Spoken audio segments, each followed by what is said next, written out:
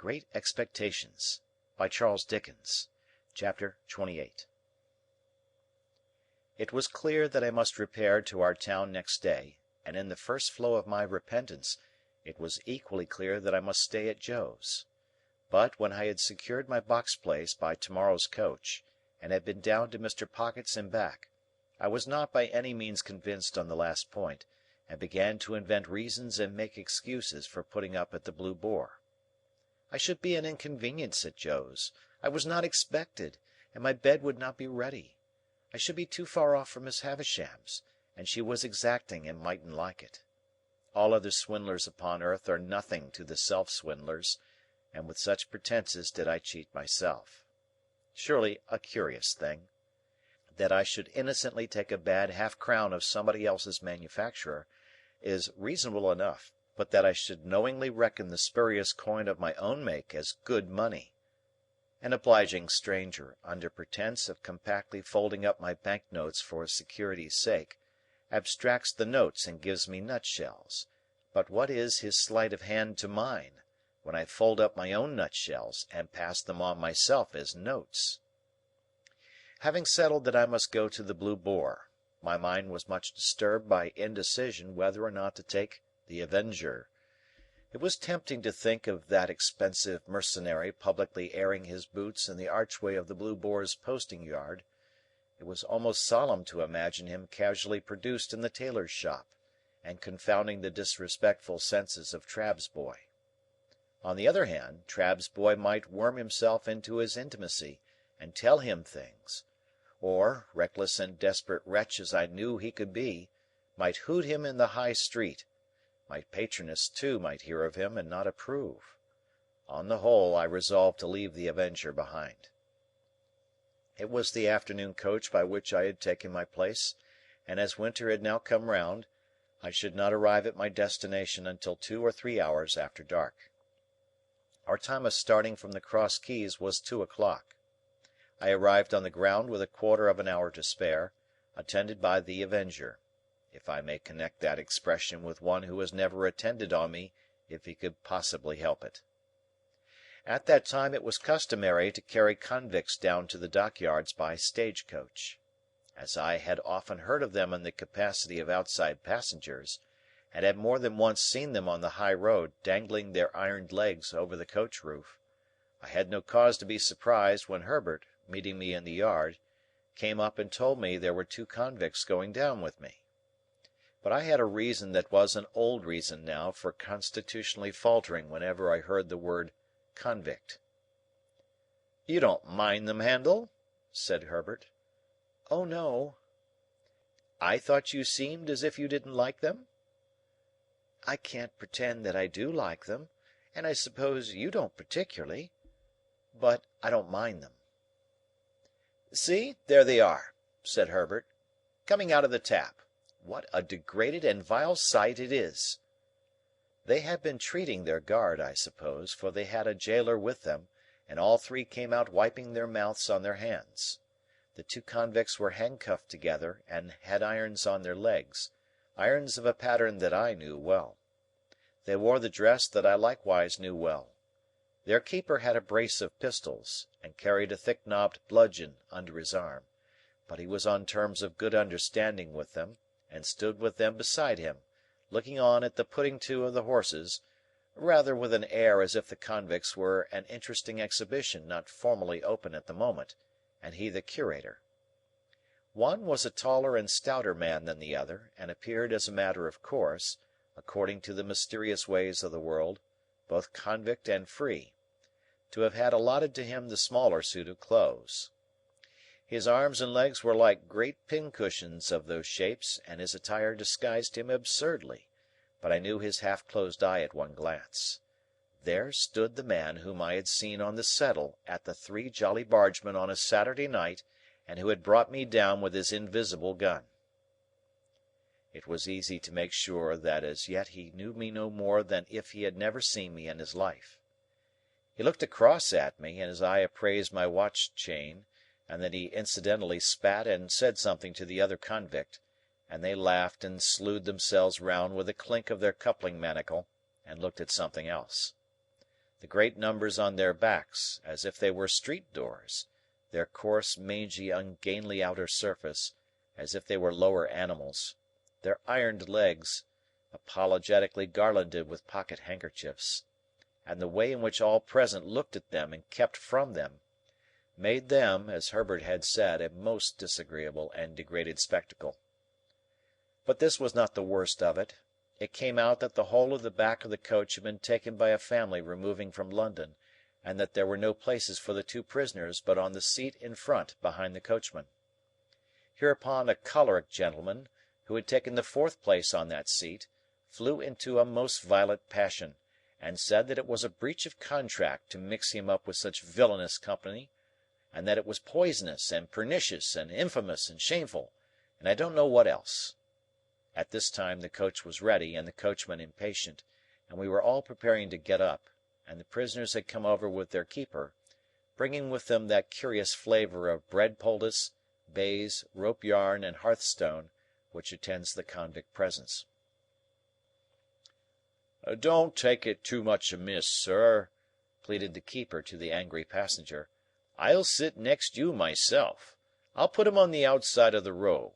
They won't interfere with you, sir. You needn't know they're there." "And don't blame me," growled the convict I had recognized. "I don't want to go. I am quite ready to stay behind. As fur as I'm concerned, anyone's welcome to my place." "Or mine," said the other, gruffly. "I wouldn't have incommoded none of you, if I'd had my way." Then they both laughed, and began cracking nuts and spitting the shells about, as I really think I should have liked to do myself if I had been in their place and so despised. At length it was voted that there was no help for the angry gentleman, and that he must either go in his chance company or remain behind. So he got into his place, still making complaints, and the keeper got into the place next him, and the convicts hauled themselves up as well as they could, and the convict I had recognized sat behind me with his breath on the hair of my head. "Good-bye, Handel," Herbert called out as we started. I thought what a blessed fortune it was that he had found another name for me than Pip.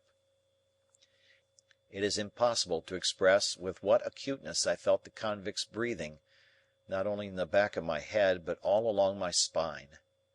The sensation was like being touched in the marrow with some pungent and searching acid. It set my very teeth on edge. He seemed to have more breathing business to do than another man, and to make more noise in doing it, and I was conscious of growing high-shouldered on one side in my shrinking endeavours to fend him off. The weather was miserably raw, and the two cursed the cold. It made us all lethargic before we had gone far, and when we had left the half-way house behind, we habitually dozed and shivered and were silent.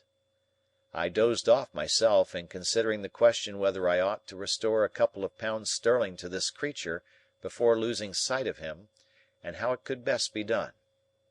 In the act of dipping forward as if I were going to bathe among the horses, I woke in a fright and took the question up again. But I must have lost it longer than I had thought, since, although I could recognize nothing in the darkness and the fitful lights and shadows of our lamps, I traced marsh country in the cold damp wind that blew at us. Cowering forward for warmth and to make me a screen against the wind, the convicts were closer to me than before. The very first words I heard them interchange as I became conscious were the words of my own thought. 2 £1 notes. "How did he get 'em?" said the convict I had never seen. "How should I know?" returned the other. "He had 'em stowed away somehows. Give him by friends, I expect." "I wish," said the other with a bitter curse upon the cold, "that I had 'em here." 2 £1 notes, or friends. 2 £1 notes. I'd sell all the friends I ever had for one, and think it a blessed good bargain. Well, so he says. So he says, resumed the convict I had recognized. It was all said and done in half a minute, behind a pile of timber in the dockyard. You're a-going to be discharged? Yes, I was. Would I find out that boy that had fed him and kept his secret, and give him them 2 £1 notes? Yes, I would. And I did. "More fool you," growled the other. "I'd have spent 'em on a man, in victuals and drink. He must have been a green one. Mean to say he knowed nothing o' you?"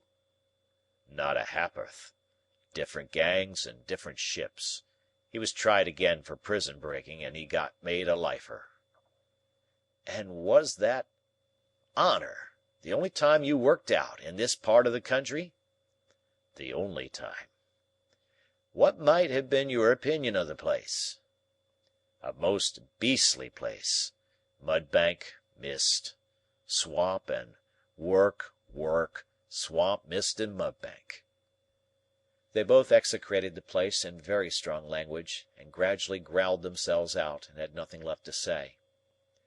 After overhearing this dialogue, I should assuredly have got down and been left in the solitude and darkness of the highway, but for feeling certain that the man had no suspicion of my identity. Indeed, I was not only so changed in the course of nature, but so differently dressed and so differently circumstanced, that it was not at all likely he could have known me without accidental help. Still, the coincidence of our being together on the coach was sufficiently strange to fill me with a dread that some other coincidence might at any moment connect me, in his hearing, with my name. For this reason, I resolved to alight as soon as we touched the town, and put myself out of his hearing. This device I executed successfully. My little portmanteau was in the boot under my feet. I had but to turn a hinge to get it out. I threw it down before me, got down after it, and was left at the first lamp on the first stones of the town pavement. As to the convicts, they went their way with the coach, and I knew at what point they would be spirited off to the river. In my fancy, I saw the boat with its convict crew waiting for them at the slime-washed stairs, again heard the gruff "Give way, you!" like an order to dogs, again saw the wicked Noah's Ark lying out on the black water. I could not have said what I was afraid of, for my fear was altogether undefined and vague, but there was great fear upon me. As I walked on to the hotel, I felt that a dread, much exceeding the mere apprehension of a painful or disagreeable recognition, made me tremble. I am confident that it took no distinctness of shape, and that it was the revival for a few minutes of the terror of childhood.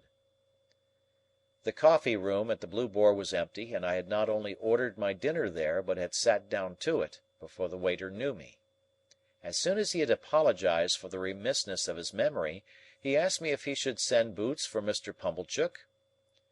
"No," said I, "certainly not." The waiter—it was he who had brought up the Great Remonstrance from the Commercials, on the day wherein I was bound—appeared surprised, and took the earliest opportunity of putting a dirty old copy of a local newspaper so directly in my way that I took it up and read this paragraph: "Our readers will learn, not altogether without interest, in reference to the recent romantic rise in fortune of a young artificer in iron of this neighbourhood (what a theme, by the way, for the magic pen of our as yet not universally acknowledged townsman Tooby, the poet of our columns), that the youth's earliest patron, companion, and friend, was a highly respected individual not entirely unconnected with the corn and seed trade, and whose eminently convenient and commodious business premises are situate within 100 miles of the High Street. It is not wholly irrespective of our personal feelings that we record him as the mentor of our young Telemachus, for it is good to know that our town produced the founder of the latter's fortunes. Does the thought-contracted brow of the local sage, or the lustrous eye of local beauty, inquire whose fortunes? We believe that Quintin Matsis was the blacksmith of Antwerp. I enter a conviction, based upon large experience, that if in the days of my prosperity I had gone to the North Pole, I should have met somebody there, wandering Esquimaux or civilized man, who would have told me that Pumblechook was my earliest patron and the founder of my fortunes. Chapter. Great Expectations by Charles Dickens. Chapter 29. Betimes in the morning I was up and out.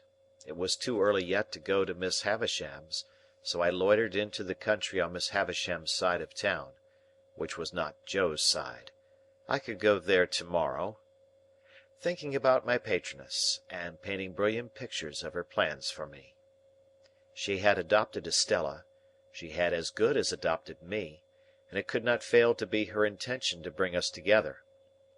She reserved it for me to restore the desolate house, admit the sunshine into the dark rooms, set the clocks a-going and the cold hearths a-blazing, tear down the cobwebs, destroy the vermin, in short, do all the shining deeds of the young knight of romance, and marry the princess.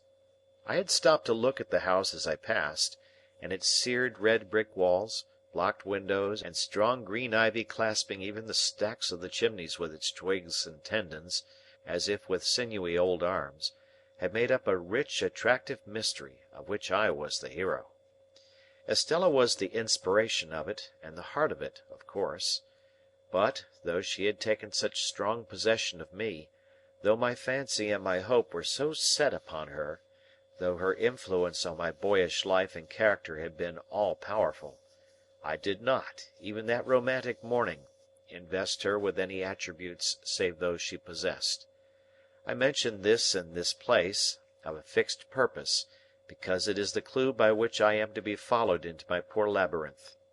According to my experience, the conventional notion of a lover cannot be always true. The unqualified truth is, that when I loved Estella with the love of a man, I loved her simply because I found her irresistible. Once for all, I knew to my sorrow, often and often, if not always, that I loved her against reason, against promise, against peace, against hope, against happiness, against all discouragement that could be. Once for all, I loved her none the less because I knew it, and it had no more influence in restraining me than if I had devoutly believed her to be human perfection. I so shaped out my walk as to arrive at the gate at my old time.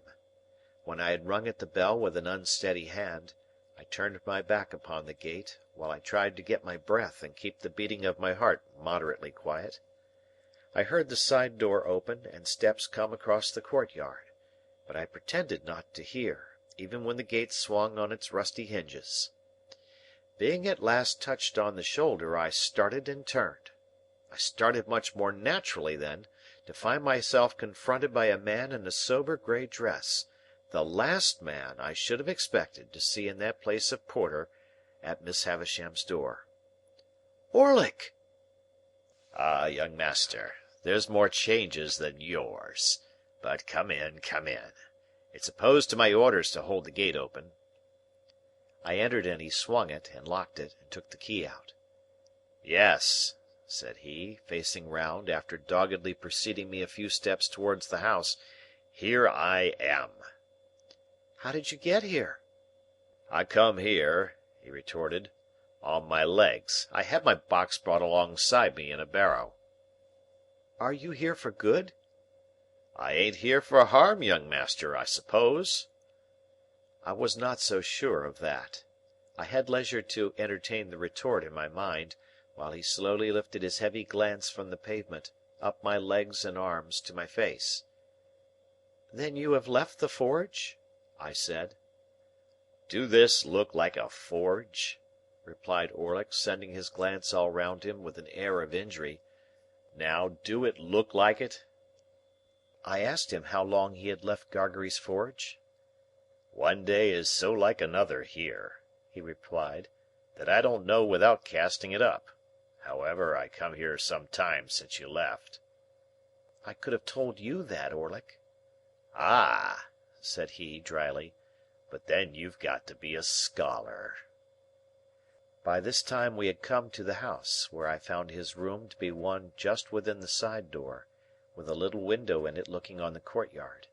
In its small proportions, it was not unlike the kind of place usually assigned to a gate porter in Paris. Certain keys were hanging on the wall, to which he now added the gate key, and his patchwork-covered bed was in a little inner division or recess. The whole had a slovenly, confined, and sleepy look, like a cage for a human dormouse, while he, looming dark and heavy in the shadow of a corner by the window, looked like the human dormouse for whom it was fitted up, as indeed he was. "I never saw this room before," I remarked, "but there used to be no porter here." "No," said he, "not till it got about that there was no protection on the premises, and it come to be considered dangerous, with convicts and Tag and Rag and Bobtail going up and down, and then I was recommended to the place as a man who could give another man as good as he brought, and I took it. It's easier than bellowsing and hammering. That's loaded, that is." My eye had been caught by a gun with a brass-bound stock over the chimney-piece, and his eye had followed mine. "Well," said I, not desirous of more conversation, "shall I go up to Miss Havisham?" "Burn me if I know," he retorted, first stretching himself and then shaking himself. "My orders ends here, young master. I give this here bell a rap with this here hammer, and you go on along the passage till you meet somebody." "I am expected, I believe?" "Burn me twice over, if I can say," said he. Upon that I turned down the long passage which I had first trodden in my thick boots, and he made his bell sound. At the end of the passage, while the bell was still reverberating, I found Sarah Pocket, who appeared to have now become constitutionally green and yellow by reason of me. "Oh!" said she. "You, is it, Mr. Pip?" "It is, Miss Pocket. I am glad to tell you that Mr. Pocket and family are all well." "Are they any wiser?" said Sarah with a dismal shake of the head. "They had better be wiser than well. Ah, Matthew, Matthew! You know your ways, sir?" Tolerably, for I had gone up the staircase in the dark many a time. I ascended it now, in lighter boots than of yore, and tapped in my old way at the door of Miss Havisham's room. "Pip's rap," I heard her say immediately. "Come in, Pip."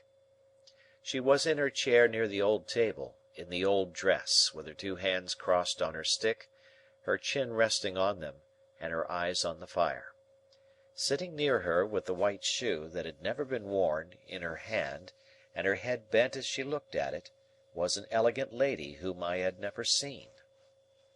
"Come in, Pip," Miss Havisham continued to mutter, without looking round or up. "Come in, Pip. How do you do, Pip? So you kiss my hand as if I were a queen, eh? Well?" She looked up at me suddenly, only moving her eyes, and repeated in a grimly playful manner, "Well?"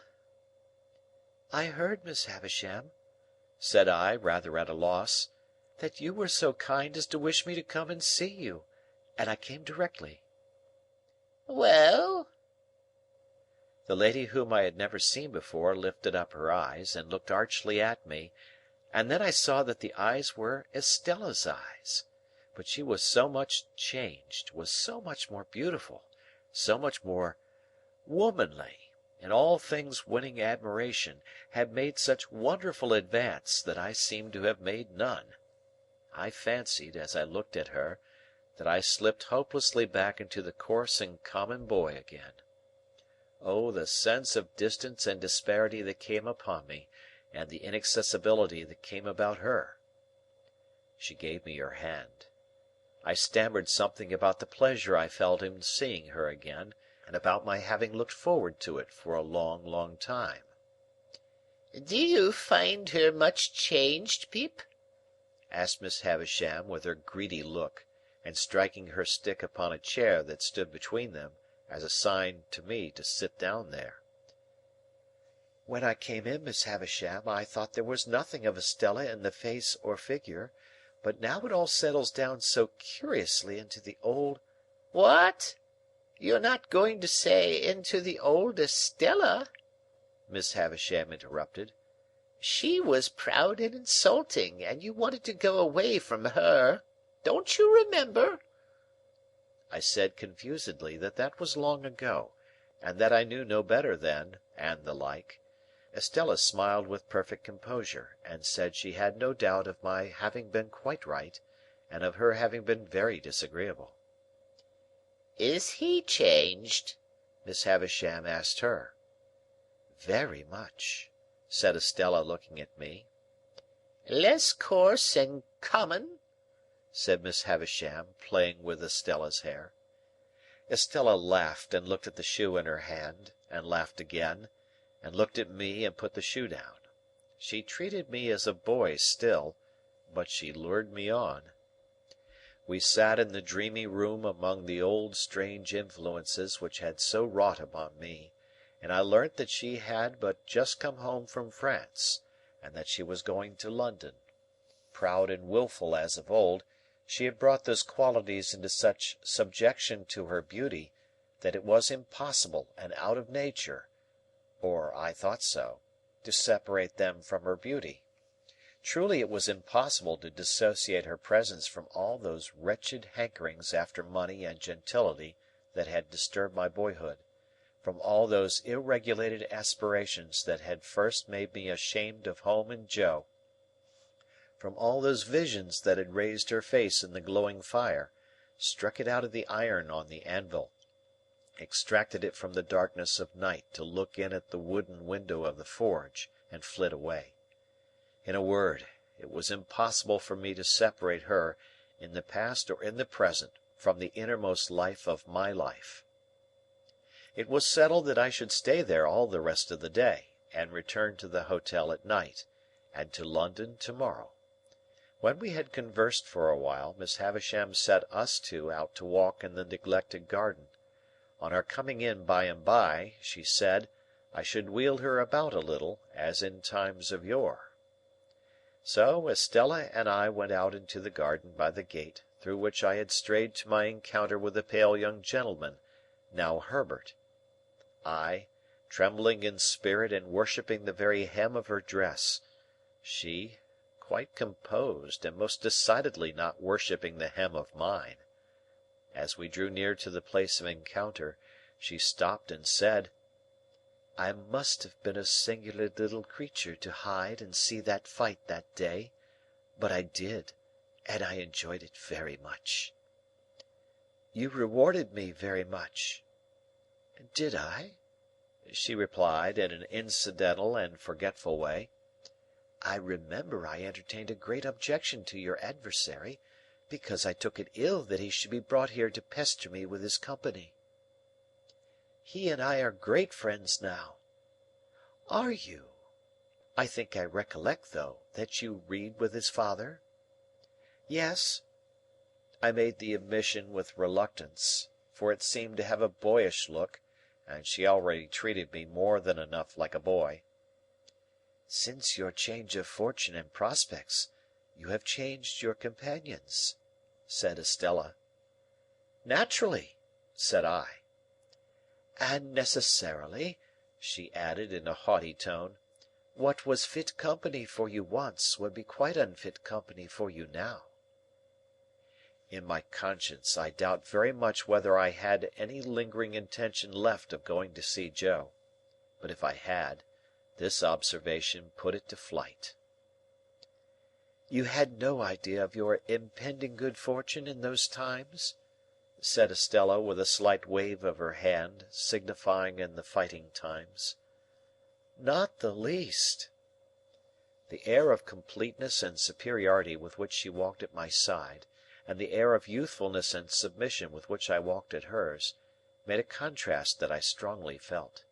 It would have rankled in me more than it did, if I had not regarded myself as eliciting it by being so set apart for her and assigned to her. The garden was too overgrown and rank for walking in with ease, and after we had made the round of it twice or thrice, we came out again into the brewery yard. I showed her to a nicety where I had seen her walking on the casks that first old day, and she said, with a cold and careless look in that direction, "Did I?" I reminded her where she had come out of the house and given me my meat and drink, and she said, "I don't remember." "Not remember that you made me cry?" said I. "No," said she, and shook her head and looked about her. I verily believe that her not remembering and not minding in the least made me cry again, inwardly, and that is the sharpest crying of all. "You must know," said Estella, condescending to me as a brilliant and beautiful woman might, "that I have no heart, if that has anything to do with my memory." I got through some jargon to the effect that I took the liberty of doubting that I knew better, that there could be no such beauty without it. "Oh, I have a heart to be stabbed in or shot in, I have no doubt," said Estella. "And of course if it ceased to beat I should cease to be. But you know what I mean. I have no softness there, no sympathy, sentiment. Nonsense." What was it that was borne in upon my mind when she stood still and looked attentively at me? Anything that I had seen in Miss Havisham?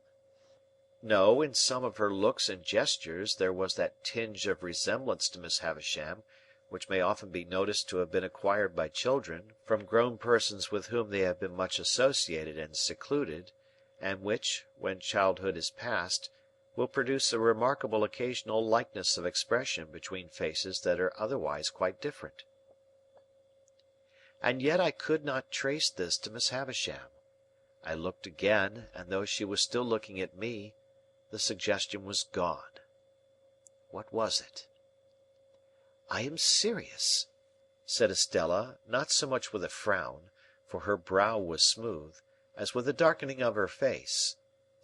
"If we are to be thrown much together, you had better believe it at once. No," imperiously stopping me as I opened my lips, "I have not bestowed my tenderness anywhere. I have never had any such thing."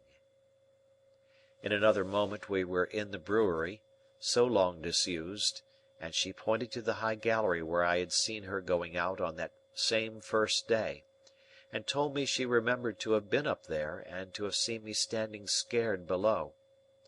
As my eyes followed her white hand, again the same dim suggestion that I could not possibly grasp crossed me. My involuntary start occasioned her to lay her hand upon my arm. Instantly the ghost passed once more and was gone. What was it? "What is the matter?" asked Estella. "Are you scared again?" "I should be, if I believed what you said just now," I replied, to turn it off. "Then you don't? Very well. It is said, at any rate. Miss Havisham will soon be expecting you at your old post, though I think that might be laid aside now, with other old belongings. Let us make one more round of the garden, and then go in. Come. You shall not shed tears for my cruelty to-day. You shall be my page, and give me your shoulder." Her handsome dress had trailed upon the ground. She held it in one hand now, and with the other lightly touched my shoulder as we walked. We walked round the ruined garden twice or thrice more, and it was all in bloom for me. If the green and yellow growth of weed in the chinks of the old wall had been the most precious flowers that ever blew, it could not have been more cherished in my remembrance. There was no discrepancy of years between us to remove her far from me. We were at nearly the same age, though of course the age told for more in her case than in mine, but the air of inaccessibility which her beauty and her manner gave her tormented me in the midst of my delight, and at the height of the assurance I felt that our patroness had chosen us for one another. Wretched boy! At last we went back into the house, and there I heard, with surprise, that my guardian had come down to see Miss Havisham on business, and would come back to dinner. The old wintry branches of chandeliers in the room where the mouldering table was spread had been lighted while we were out, and Miss Havisham was in her chair and waiting for me. It was like pushing the chair itself back into the past, when we began the old slow circuit round about the ashes of the bridal feast; but, in the funereal room, with that figure of the grave fallen back in the chair fixing its eyes upon her, Estella looked more bright and beautiful than before, and I was under stronger enchantment. The time so melted away that our early dinner hour drew close at hand, and Estella left us to prepare herself. We had stopped near the centre of the long table, and Miss Havisham, with one of her withered arms stretched out of the chair, rested that clenched hand upon the yellow cloth. As Estella looked back over her shoulder before going out of the room, Miss Havisham kissed that hand to her, with a ravenous intensity that was of its kind quite dreadful. Then, Estella being gone and we two left alone, she turned to me and said in a whisper, "Is she beautiful, graceful, well grown? Do you admire her?" "Everybody must who sees her, Miss Havisham." She drew an arm around my neck and drew my head close down to hers as she sat in the chair. "Love her, love her, love her! How does she use you?" Before I could answer, if I could have answered so difficult a question at all, she repeated, "Love her, love her, love her! If she favours you, love her. If she wounds you, love her. If she tears your heart to pieces, and as it gets older and stronger it will tear deeper, love her, love her, love her!" Never had I seen such passionate eagerness as was joined to her utterance of these words. I could feel the muscles of the thin arm round my neck swell with the vehemence that possessed her. "Hear me, Pip. I adopted her to be loved. I bred her and educated her to be loved. I developed her into what she is, that she might be loved. Love her!" She said the word often enough, and there could be no doubt that she meant to say it; but if the often repeated word had been hate instead of love, despair, revenge, dire death, it could not have sounded from her lips more like a curse. "I'll tell you," said she, in the same hurried, passionate whisper, "what real love is. It is blind devotion, unquestioning self-humiliation, utter submission, trust and belief against yourself and against the whole world, giving up your whole heart and soul to the smiter, as I did." When she came to that, and to a wild cry that followed that, I caught her round the waist. For she rose up in the chair, in her shroud of a dress, and struck at the air as if she would as soon have struck herself against the wall and fallen dead. All this passed in a few seconds. As I drew her down into her chair, I was conscious of a scent that I knew, and turning, saw my guardian in the room. He always carried, I have not yet mentioned it I think, a pocket-handkerchief of rich silk and of imposing proportions, which was of great value to him in his profession. I have seen him so terrify a client or a witness by ceremoniously unfolding this pocket-handkerchief as if he were immediately going to blow his nose, and then pausing, as if he knew he should not have time to do it before such client or witness committed himself, that the self-committal has followed directly, quite as a matter of course. When I saw him in the room he had this expressive pocket-handkerchief in both hands, and was looking at us. On meeting my eye, he said plainly, by a momentary and silent pause in that attitude, "Indeed? Singular!" and then put the handkerchief to its right use with wonderful effect. Miss Havisham had seen him as soon as I, and was, like everybody else, afraid of him. She made a strong attempt to compose herself, and stammered that he was as punctual as ever. "As punctual as ever," he repeated, coming up to us. "How do you do, Pip? Shall I give you a ride, Miss Havisham? Once round? And so you are here, Pip?" I told him when I had arrived, and how Miss Havisham had wished me to come and see Estella. To which he replied, "Ah! Very fine young lady." Then he pushed Miss Havisham in her chair before him, with one of his large hands, and put the other in his trousers pocket as if the pocket were full of secrets. "Well, Pip, how often have you seen Miss Estella before?" said he, when he came to a stop. "How often?" "Ah! How many times? 10,000 times?" "Oh, certainly not so many." "Twice?" "Jaggers," interposed Miss Havisham, much to my relief, "leave my Pip alone, and go with him to your dinner." He complied, and we groped our way down the dark stairs together. While we were still on our way to those detached apartments across the paved yard at the back, he asked me how often I had seen Miss Havisham eat and drink, offering me a breadth of choice, as usual, between 100 times and once. I considered and said, "Never." "And never will, Pip," he retorted, with a frowning smile. "She has never allowed herself to be seen doing either, since she lived this present life of hers. She wanders about in the night, and then lays hands on such food as she takes." "Pray, sir," said I, "may I ask you a question?" "You may," said he, "and I may decline to answer it. Put your question." "Estella's name, is it Havisham, or—" I had nothing to add. "Or what?" said he. "Is it Havisham?" "It is Havisham." This brought us to the dinner table, where she and Sarah Pocket awaited us. Mr. Jaggers presided, Estella sat opposite to him, I faced my green and yellow friend. We dined very well, and were waited on by a maidservant whom I had never seen in all my comings and goings, but who, for anything I know, had been in that mysterious house the whole time. After dinner a bottle of choice old port was placed before my guardian. He was evidently well acquainted with the vintage, and the two ladies left us. Anything to equal the determined reticence of Mr. Jaggers under that roof I never saw elsewhere, even in him. He kept his very looks to himself, and scarcely directed his eyes to Estella's face once during dinner. When she spoke to him, he listened, and in due course answered, but never looked at her, that I could see.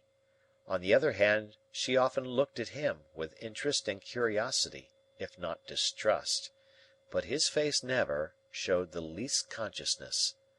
Throughout dinner he took a dry delight in making Sarah Pocket greener and yellower, by often referring in conversation with me to my expectations.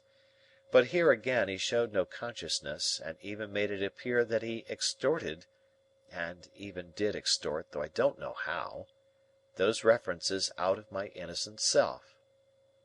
And when he and I were left alone together, he sat with an air upon him of general lying by in consequence of information he possessed, that really was too much for me. He cross-examined his very wine when he had nothing else in hand. He held it between himself and the candle, tasted the port, rolled it in his mouth, swallowed it, looked at his glass again, smelt the port, tried it, drank it, filled again, and cross-examined the glass again, until I was as nervous as if I had known the wine to be telling him something to my disadvantage. 3 or 4 times I feebly thought I would start conversation, but whenever he saw me going to ask him anything, he looked at me with his glass in his hand, and rolling his wine about in his mouth, as if requesting me to take notice that it was of no use, for he couldn't answer. I think Miss Pocket was conscious that the sight of me involved her in the danger of being goaded to madness, and perhaps tearing off her cap, which was a very hideous one, in the nature of a muslin mop, and strewing the ground with her hair, which assuredly had never grown on her head. She did not appear when we afterwards went up to Miss Havisham's room, and we four played at whist. In the interval, Miss Havisham, in a fantastic way, had put some of the most beautiful jewels from her dressing-table into Estella's hair, and about her bosom and arms, and I saw even my guardian look at her from under his thick eyebrows, and raise them a little, when her loveliness was before him, with those rich flushes of glitter and colour in it. Of the manner and extent to which he took our trumps into custody, and came out with mean little cards at the ends of hands, before which the glory of our kings and queens was utterly abased, I say nothing, nor of the feeling that I had respecting his looking upon us personally in the light of 3 very obvious and poor riddles that he had found out long ago. What I suffered from was the incompatibility between his cold presence and my feelings towards Estella.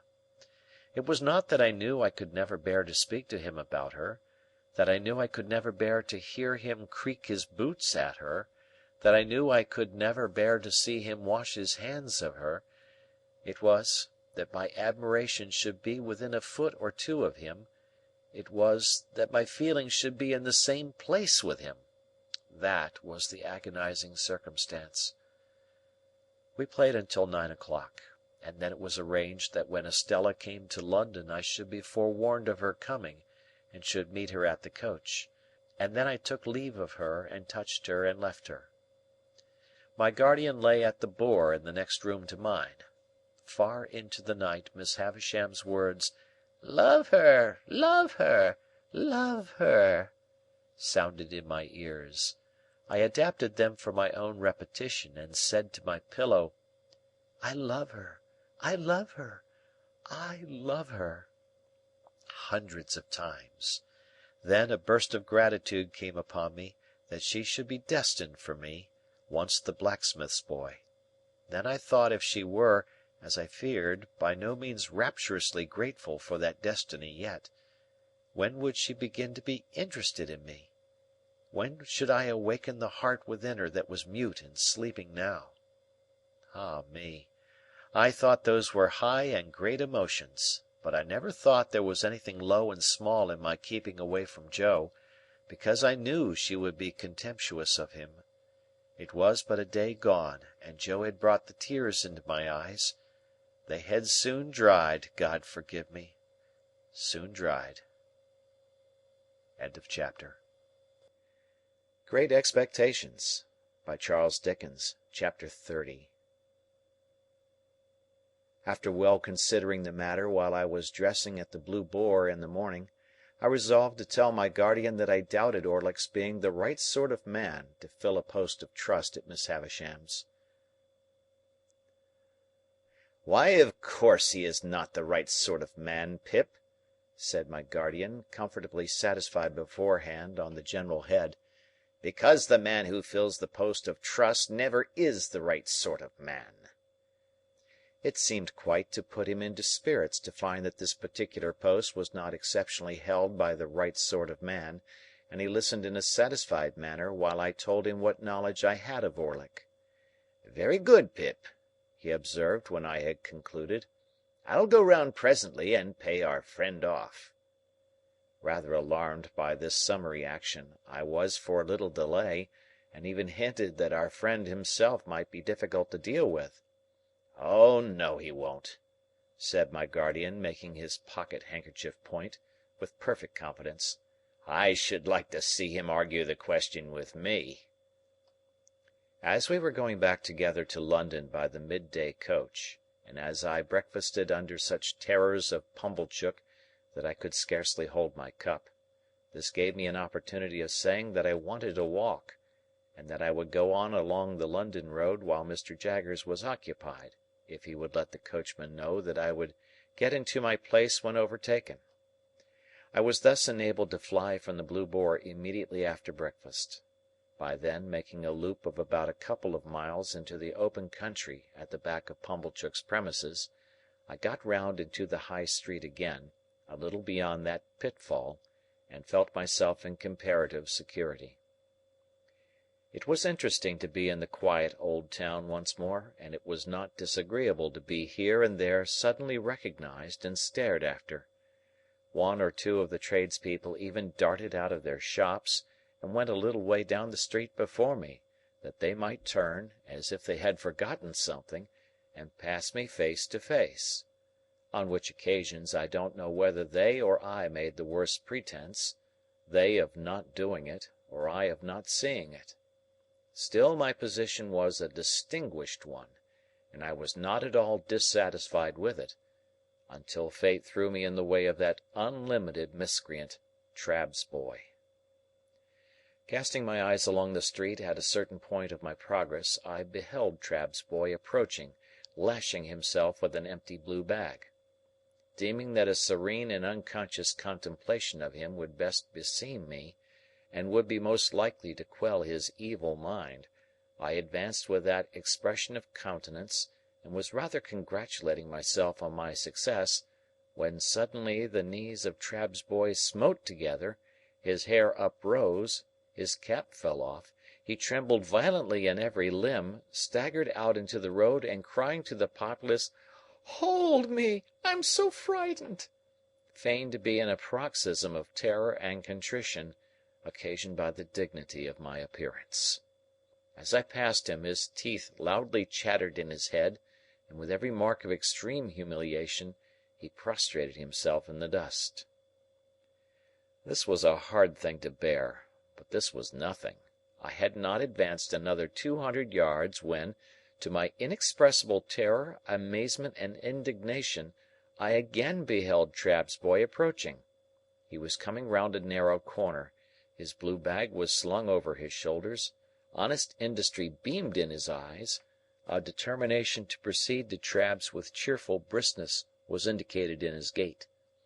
With a shock he became aware of me, and was severely visited as before, but this time his motion was rotatory, and he staggered round and round me, with knees more afflicted, and with uplifted hands as if beseeching for mercy. His sufferings were hailed with the greatest joy by a knot of spectators, and I felt utterly confounded. I had not got as much further down the street as the post office, when I again beheld Trabb's boy shooting round by a back way. This time he was entirely changed. He wore the blue bag in the manner of my greatcoat, and was strutting along the pavement towards me on the opposite side of the street, attended by a company of delighted young friends to whom he from time to time exclaimed, with a wave of his hand, "Don't know ye!" Words cannot state the amount of aggravation and injury wreaked upon me by Trabb's boy. When passing abreast of me, he pulled up his shirt collar, twined his side hair, stuck an arm akimbo, and smirked extravagantly by wriggling his elbows and body, and drawling to his attendants, "Don't know ye! Don't know ye! 'Pon my soul, don't know ye!" The disgrace attendant on his immediately afterwards taking to crowing and pursuing me across the bridge with crows, as from an exceedingly dejected fowl who had known me when I was a blacksmith, culminated the disgrace with which I left the town, and was, so to speak, ejected by it into the open country. But unless I had taken the life of Trabb's boy on that occasion, I really do not even now see what I could have done save endure. To have struggled with him in the street, or to have exacted any lower recompense from him than his heart's best blood, would have been futile and degrading. Moreover, he was a boy whom no man could hurt, an invulnerable and dodging serpent who, when chased into a corner, flew out again between his captor's legs, scornfully yelping. I wrote, however, to Mr. Trabb by next day's post, to say that Mr. Pip must decline to deal further with one who could so far forget what he owed to the best interests of society, as to employ a boy who excited loathing in every respectable mind. The coach, with Mr. Jaggers inside, came up in due time, and I took my box seat again, and arrived in London safe, but not sound, for my heart was gone. As soon as I arrived, I sent a penitential codfish and barrel of oysters to Joe, as reparation for not having gone myself, and then went on to Barnard's Inn. I found Herbert dining on cold meat, and delighted to welcome me back. Having dispatched the Avenger to the coffee-house for an addition to the dinner, I felt that I must open my breast that very evening to my friend and chum. As confidence was out of the question with the Avenger in the hall, which could merely be regarded in the light of an antechamber to the keyhole, I sent him to the play. A better proof of the severity of my bondage to that taskmaster could scarcely be afforded, than the degrading shifts to which I was constantly driven to find him employment. So mean is extremity, that I sometimes sent him to Hyde Park Corner to see what o'clock it was. Dinner done, and we sitting with our feet upon the fender, I said to Herbert, "My dear Herbert, I have something very particular to tell you." "My dear Handel," he returned, "I shall esteem and respect your confidence." "It concerns myself, Herbert," said I, "and one other person." Herbert crossed his feet, looked at the fire with his head on one side, and having looked at it in vain for some time, looked at me because I didn't go on. "Herbert," said I, laying my hand upon his knee, "I adore Estella." Instead of being transfixed, Herbert replied in an easy, matter of course way, "Exactly. Well?" "Well, Herbert, is that all you say? Well?" "What next, I mean," said Herbert. "Of course I know that." "How do you know it?" said I. "How do I know it, Handel? Why, from you." "I never told you." "Told me? You have never told me when you have got your hair cut, but I have had senses to perceive it. You have always adored her, ever since I have known you. You brought your adoration and your portmanteau here together. Told me! Why, you have always told me all day long. When you told me your own story, you told me plainly that you began adoring her the first time you saw her, when you were very young indeed." "Very well, then," said I, to whom this was a new and not unwelcome light. "I have never left off adoring her, and she has come back, a most beautiful and most elegant creature, and I saw her yesterday, and if I adored her before, I now doubly adore her." "Lucky for you, then, Handel," said Herbert, "that you are picked out for her and allotted to her. Without encroaching on forbidden ground, we may venture to say that there can be no doubt between ourselves of that fact. Have you any idea yet of Estella's views on the adoration question?" I shook my head gloomily. "Oh, she is thousands of miles away from me," said I. "Patience, my dear Handel, time enough, time enough. But you have something more to say?" "I am ashamed to say it," I returned, "and yet it's no worse to say it than to think it. You call me a lucky fellow. Of course I am. I was a blacksmith's boy but yesterday.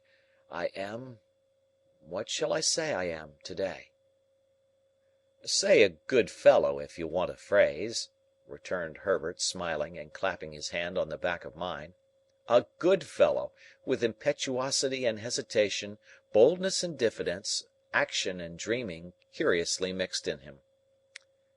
I stopped for a moment to consider whether there really was this mixture in my character.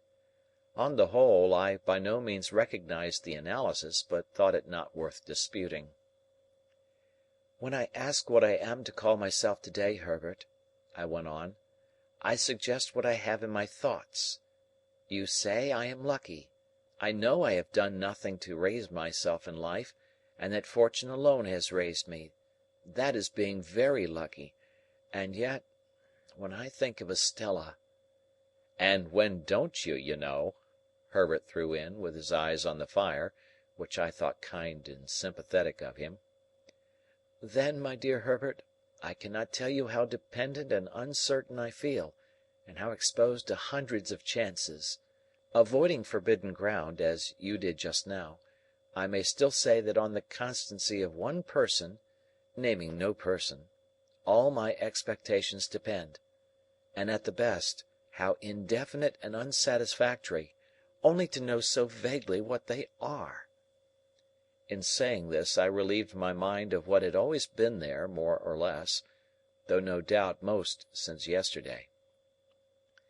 "Now, Handel," Herbert replied, in his gay, hopeful way, "it seems to me that, in the despondency of the tender passion, we are looking into our gift horse's mouth with a magnifying glass.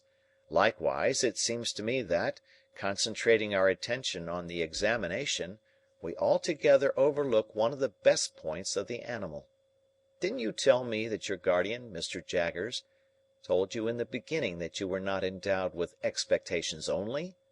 And even if he had not told you so, though that is a very large "if," I grant, could you believe that of all men in London, Mr. Jaggers is the man to hold his present relations towards you unless he were sure of his ground? I said I could not deny that this was a strong point. I said it—people often do in such cases—like a rather reluctant concession to truth and justice, as if I wanted to deny it. "I should think it was a strong point," said Herbert, "and I should think you would be puzzled to imagine a stronger. As to the rest, you must bide your guardian's time, and he must bide his client's time. You'll be 1 and 20 before you know where you are, and then perhaps you'll get some further enlightenment. At all events, you'll be nearer getting it, for it must come at last." "What a hopeful disposition you have!" said I, gratefully admiring his cheery ways. "I ought to have," said Herbert, "for I have not much else. I must acknowledge, by the by, that the good sense of what I have just said is not my own, but my father's. The only remark I ever heard him make on your story was the final one, 'The thing is settled and done, or Mr. Jaggers would not be in it.' And now before I say anything more about my father, or my father's son, and repay confidence with confidence, I want to make myself seriously disagreeable to you for a moment, positively repulsive." "You won't succeed," said I. "Oh, yes, I shall," said he. "1, 2, 3, and now I am in for it.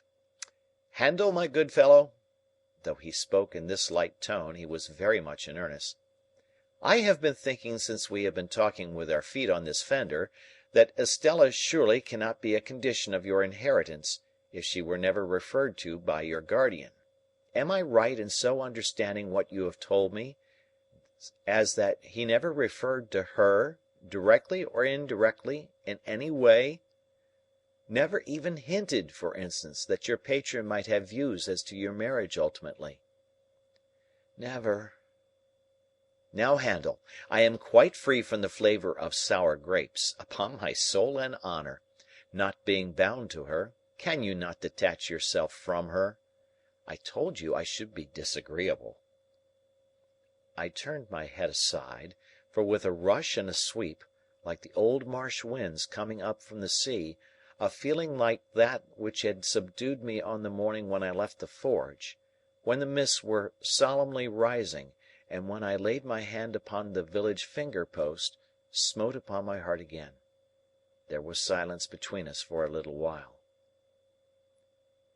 "Yes, but my dear Handel," Herbert went on, as if we had been talking instead of silent, "its having been so strongly rooted in the breast of a boy, whose nature and circumstances made so romantic, renders it very serious. Think of her bringing up, and think of Miss Havisham. Think of what she is herself. Now I am repulsive, and you abominate me. This may lead to miserable things." "I know it, Herbert," said I, with my head still turned away, "but I can't help it." "You can't detach yourself?" "No, impossible." "You can't try, Handel?" "No, impossible." "Well," said Herbert, getting up with a lively shake as if he had been asleep, and stirring the fire, "now I'll endeavour to make myself agreeable again." So he went round the room and shook the curtains out, put the chairs in their places, tidied the books and so forth that were lying about, looked into the hall, peeped into the letter-box, shut the door and came back to his chair by the fire, where he sat down, nursing his left leg in both arms. "I was going to say a word or two, Handel, concerning my father and my father's son. I am afraid it is scarcely necessary for my father's son to remark that my father's establishment is not particularly brilliant in its housekeeping." "There is always plenty, Herbert," said I, to say something encouraging. "Oh, yes, and so the dustman says, I believe, with the strongest approval, and so does the marine store shop in the back street. Gravely, Handel, for the subject is grave enough, you know how it is as well as I do. I suppose there was a time once, when my father had not given matters up, but if ever there was, the time is gone. May I ask you if you have ever had an opportunity of remarking, down in your part of the country, that the children of not exactly suitable marriages are always most particularly anxious to be married?" This was such a singular question that I asked him in return, "Is it so?" I don't know," said Herbert, "but that's what I want to know. Because it is decidedly the case with us. My poor sister Charlotte, who was next me and died before she was 14, was a striking example. Little Jane is the same. In her desire to be matrimonially established, you might suppose her to have passed her short existence in the perpetual contemplation of domestic bliss. Little Alick in a frock has already made arrangements for his union with a suitable young person at Kew. And indeed, I think we are all engaged, except the baby." "Then you are?" said I. "I am," said Herbert, "but it's a secret." I assured him of my keeping the secret, and begged to be favoured with further particulars. He had spoken so sensibly and feelingly of my weakness that I wanted to know something about his strength. "May I ask the name?" I said. "Name of Clara," said Herbert. "Live in London?" "Yes.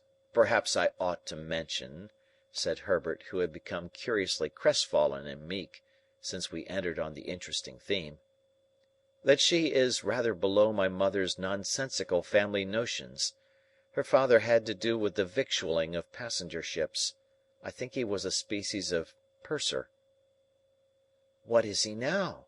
said I. "He's an invalid now," replied Herbert. "Living on—" "On the first floor," said Herbert, which was not at all what I meant, for I had intended my question to apply to his means.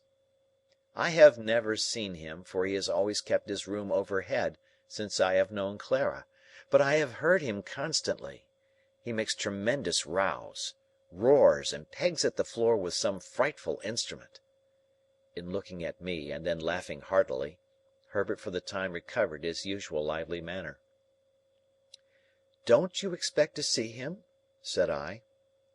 "Oh, yes, I constantly expect to see him," returned Herbert, "because I never hear him without expecting him to come tumbling through the ceiling. But I don't know how long the rafters may hold." When he had once more laughed heartily, he became meek again, and told me that the moment he began to realize capital, it was his intention to marry this young lady. He added as a self-evident proposition, engendering low spirits, "But you can't marry, you know, when you're looking about you." As we contemplated the fire, and as I thought what a difficult vision to realize this same capital sometimes was, I put my hands in my pockets. A folded piece of paper in one of them attracting my attention, I opened it and found it to be the playbill I had received from Joe, relative to the celebrated provincial amateur of Roscian renown. "And bless my heart," I involuntarily added aloud, "it's to-night!" This changed the subject in an instant, and made us hurriedly resolve to go to the play. So, when I had pledged myself to comfort and abet Herbert in the affair of his heart by all practicable and impracticable means, and when Herbert had told me that his affianced already knew me by reputation and that I should be presented to her, and when we had warmly shaken hands upon our mutual confidence, we blew out our candles, made up our fire, locked our door, and issued forth in quest of Mr. Wopsle and Denmark. Chapter. Great Expectations by Charles Dickens. Chapter 31. On our arrival in Denmark, we found the king and queen of that country elevated in 2 armchairs on a kitchen table, holding a court. The whole of the Danish nobility were in attendance, consisting of a noble boy in the wash-leather boots of a gigantic ancestor, a venerable peer with a dirty face, who seemed to have risen from the people late in life, and the Danish chivalry with a comb in its hair and a pair of white silk legs, and presenting on the whole a feminine appearance. My gifted townsman stood gloomily apart, with folded arms, and I could have wished that his curls and forehead had been more probable. Several curious little circumstances transpired as the action proceeded. The late king of the country not only appeared to have been troubled with a cough at the time of his decease, but to have taken it with him to the tomb, and to have brought it back. The royal phantom also carried a ghostly manuscript round its truncheon, to which it had the appearance of occasionally referring, and that, too, with an air of anxiety and a tendency to lose the place of reference which were suggestive of a state of mortality. It was this, I conceive, which led to the Shade's being advised by the gallery to "turn over," a recommendation which it took extremely ill. It was likewise to be noted of this majestic spirit, that whereas it always appeared with an air of having been out a long time and walked an immense distance, it perceptibly came from a closely contiguous wall. This occasioned its terrors to be received derisively. The Queen of Denmark, a very buxom lady, though no doubt historically brazen, was considered by the public to have too much brass about her, her chin being attached to her diadem by a broad band of that metal, as if she had a gorgeous toothache, her waist being encircled by another, and each of her arms by another, so that she was openly mentioned as the kettle drum. The noble boy in the ancestral boots was inconsistent, representing himself, as it were in one breath, as an able seaman, a strolling actor, a grave-digger, a clergyman, and a person of the utmost importance at a court fencing match, on the authority of whose practised eye and nice discrimination the finest strokes were judged. This gradually led to a want of toleration for him, and even, on his being detected in holy orders and declining to perform the funeral service, to the general indignation taking the form of nuts. Lastly, Ophelia was a prey to such slow musical madness, that when, in course of time, she had taken off her white muslin scarf, folded it up, and buried it, a sulky man who had been long cooling his impatient nose against an iron bar in the front row of the gallery, growled, "Now the baby's put to bed, let's have supper," which, to say the least of it, was out of keeping. Upon my unfortunate townsman all these incidents accumulated with playful effect. Whenever that undecided prince had to ask a question or state a doubt, the public helped him out with it. As, for example, on the question whether 'twas nobler in the mind to suffer, some roared yes, and some no, and some inclining to both opinions said toss up for it, and quite a debating society arose. When he asked what should such fellows as he do crawling between earth and heaven, he was encouraged with loud cries of "Hear, hear!" When he appeared with his stocking disordered, its disorder expressed, according to usage, by one very neat fold in the top, which I suppose to be always got up with a flat iron, a conversation took place in the gallery respecting the paleness of his leg, and whether it was occasioned by the turn the ghost had given him. On his taking the recorders, very like a little black flute that had just been played in the orchestra and handed out at the door, he was called upon unanimously for Rule Britannia. When he recommended the player not to saw the air thus, the sulky man said, "And don't you do it neither, you're a deal worse than him." And I grieve to add that peals of laughter greeted Mr. Wopsle on every one of these occasions. But his greatest trials were in the churchyard, which had the appearance of a primeval forest, with a kind of small ecclesiastical wash-house on one side, and a turnpike gate on the other. Mr. Wopsle, in a comprehensive black cloak, being descried entering at the turnpike, the grave-digger was admonished in a friendly way, "Look out, here's the undertaker a-coming to see how you're a-getting on with your work." I believe it is well known in a constitutional country that Mr. Wopsle could not possibly have returned the skull, after moralizing over it, without dusting his fingers on a white napkin taken from his breast. But even that innocent and indispensable action did not pass without the comment, "Waiter!" The arrival at the body for interment, in an empty black box with the lid tumbling open, was the signal for a general joy, which was much enhanced by the discovery, among the bearers, of an individual obnoxious to identification. The joy attended Mr. Wopsle through his struggles with Laertes on the brink of the orchestra and the grave, and slackened no more until he had tumbled the king off the kitchen table, and had died by inches from the ankles upward. We had made some pale efforts in the beginning to applaud Mr. Wopsle, but they were too hopeless to be persisted in. Therefore we had sat, feeling keenly for him, but laughing nevertheless from ear to ear.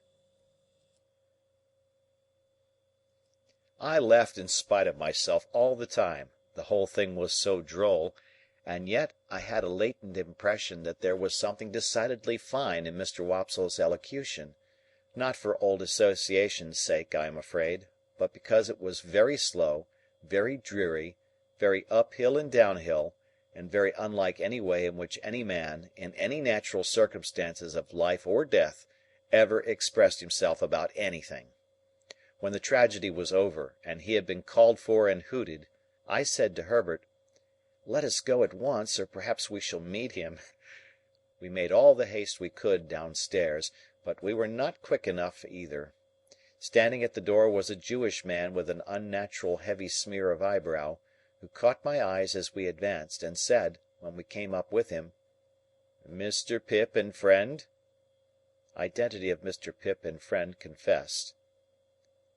"Mr. Waldengarver," said the man, "would be glad to have the honour."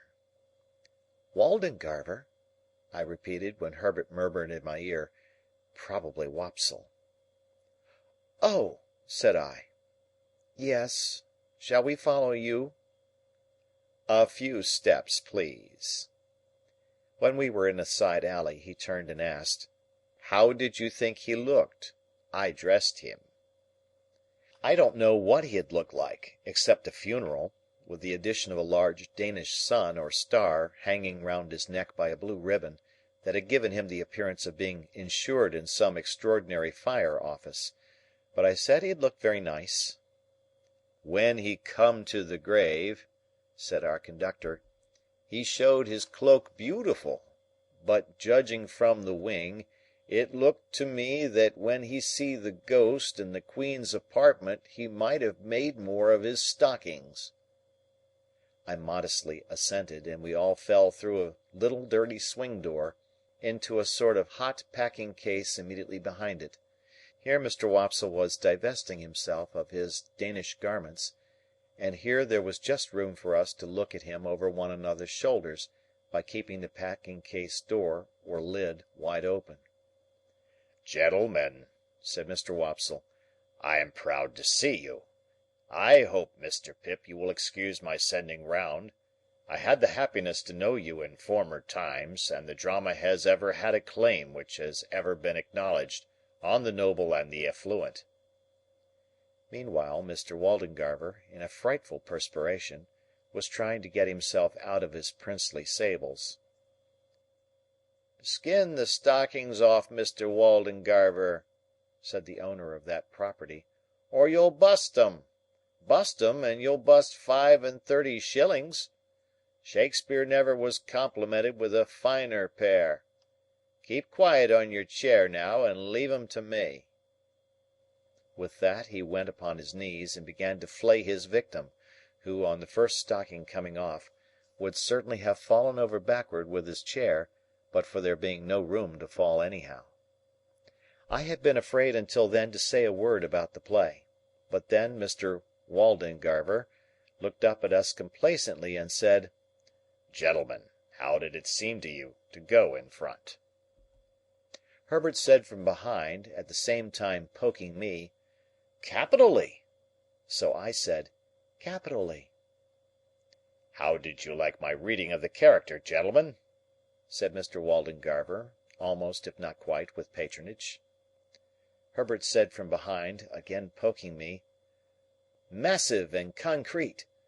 So I said boldly, as if I had originated it, and must beg to insist upon it, "Massive and concrete." "I am glad to have your approbation, gentlemen," said Mr. Waldengarver, with an air of dignity, in spite of his being ground against the wall at the time, and holding on by the seat of the chair. "But I'll tell you one thing, Mr. Waldengarver," said the man who was on his knees, "in which you're out in your reading. Now mind, I don't care who says contrairy, I tell you so. You're out in your reading of Hamlet when you get your legs in profile.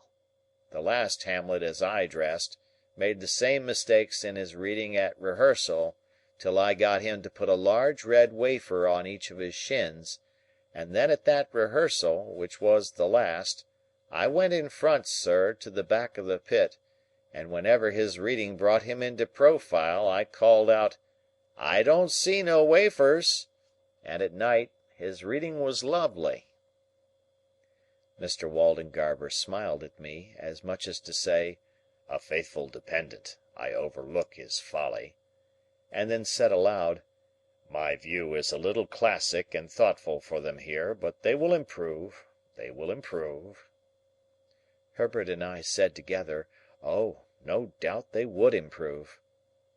"Did you observe, gentlemen," said Mr. Waldengarver, "that there was a man in the gallery who endeavoured to cast derision on the service? I mean the representation?" We basely replied that we rather thought we had noticed such a man. I added, "He was drunk, no doubt." "Oh, dear no, sir," said Mr. Wopsle. "Not drunk. His employer would see to that, sir. His employer would not allow him to be drunk." "You know his employer?" said I. Mr. Wopsle shut his eyes and opened them again, performing both ceremonies very slowly. "You must have observed, gentlemen," said he, "an ignorant and a blatant ass, with a rasping throat and a countenance expressive of low malignity, who went through, I will not say sustained, the role, if I may use a French expression, of Claudius, King of Denmark. That is his employer, gentlemen.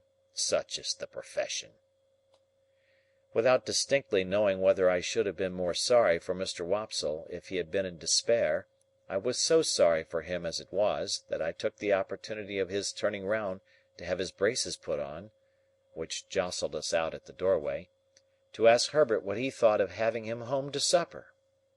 Herbert said he thought it would be kind to do so, therefore I invited him, and he went to Barnard's with us, wrapped up to the eyes, and we did our best for him, and he sat until 2 o'clock in the morning, reviewing his success and developing his plans. I forget in detail what they were, but I have a general recollection that he was to begin with reviving the drama, and to end with crushing it, inasmuch as his decease would leave it utterly bereft and without a chance or hope.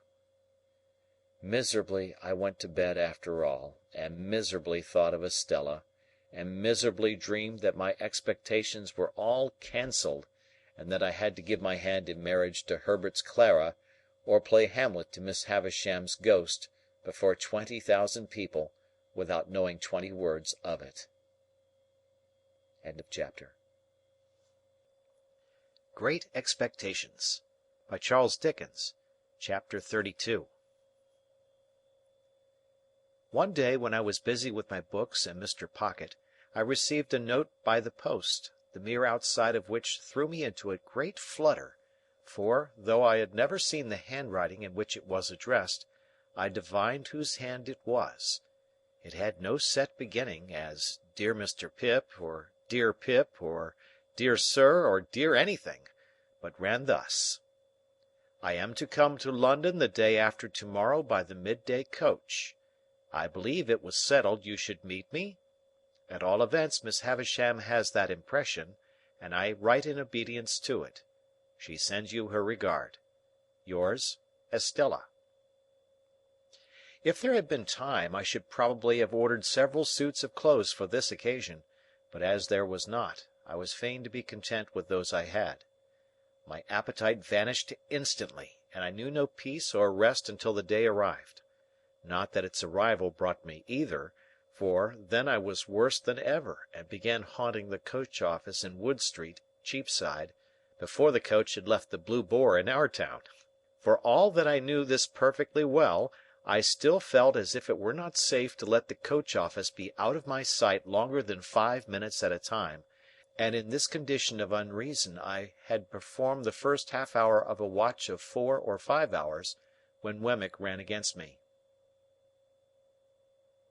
"Hallo, Mr. Pip," said he. "How do you do? I should hardly have thought this was your beat." I explained that I was waiting to meet somebody who was coming up by coach, and I inquired after the Castle and the Aged. "Both flourishing, thank'ee," said Wemmick, "and particularly the Aged. He's in wonderful feather. He'll be 82 next birthday. I have a notion of firing 82 times, if the neighbourhood shouldn't complain, and that cannon of mine should prove equal to the pressure. However, this is not London talk. Where do you think I am going to?" "To the office?" said I, for he was tending in that direction. "Next thing to it," returned Wemmick. "I am going to Newgate.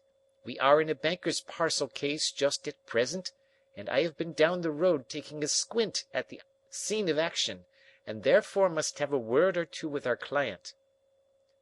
"Did your client commit the robbery?" I asked. "Bless your soul and body, no," answered Wemmick very dryly. "But he is accused of it. So might you or I be. Either of us might be accused of it, you know." "Only neither of us is," I remarked. "Yah!" said Wemmick, touching me on the breast with his forefinger. "You're a deep one, Mr. Pip. Would you like to have a look at Newgate? Have you time to spare?"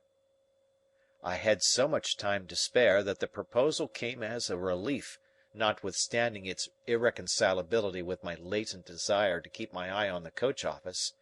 Muttering that I would make the inquiry whether I had time to walk with him, I went into the office, and ascertained from the clerk with the nicest precision, and much to the trying of his temper, the earliest moment at which the coach could be expected, which I knew beforehand, quite as well as he. I then rejoined Mr. Wemmick, and affecting to consult my watch, and to be surprised by the information I had received, accepted his offer. We were at Newgate in a few minutes, and we passed through the lodge where some fetters were hanging up on the bare walls among the prison rules, into the interior of the jail. At that time jails were much neglected, and the period of exaggerated reaction consequent on all public wrongdoing, and which is always its heaviest and longest punishment, was still far off. So felons were not lodged and fed better than soldiers, to say nothing of paupers, and seldom set fire to their prisons with the excusable object of improving the flavour of their soup. It was visiting time when Wemmick took me in, and a potman was going his rounds with beer, and the prisoners, behind bars in yards, were buying beer, and talking to friends, and a frowsy, ugly, disorderly, depressing scene it was. It struck me that Wemmick walked among the prisoners much as a gardener might walk among his plants. This was first put into my head by his seeing a shoot that had come up in the night, and saying, "What, Captain Tom? Are you there? Ah, indeed!" And also, "Is that Black Bill behind the cistern? Why I didn't look for you these 2 months. How do you find yourself?" Equally in his stopping at the bars and attending to anxious whisperers, always singly. Wemmick with his post office in an immovable state, looked at them while in conference, as if he were taking particular notice of the advance they had made, since last observed, towards coming out in full blow at their trial.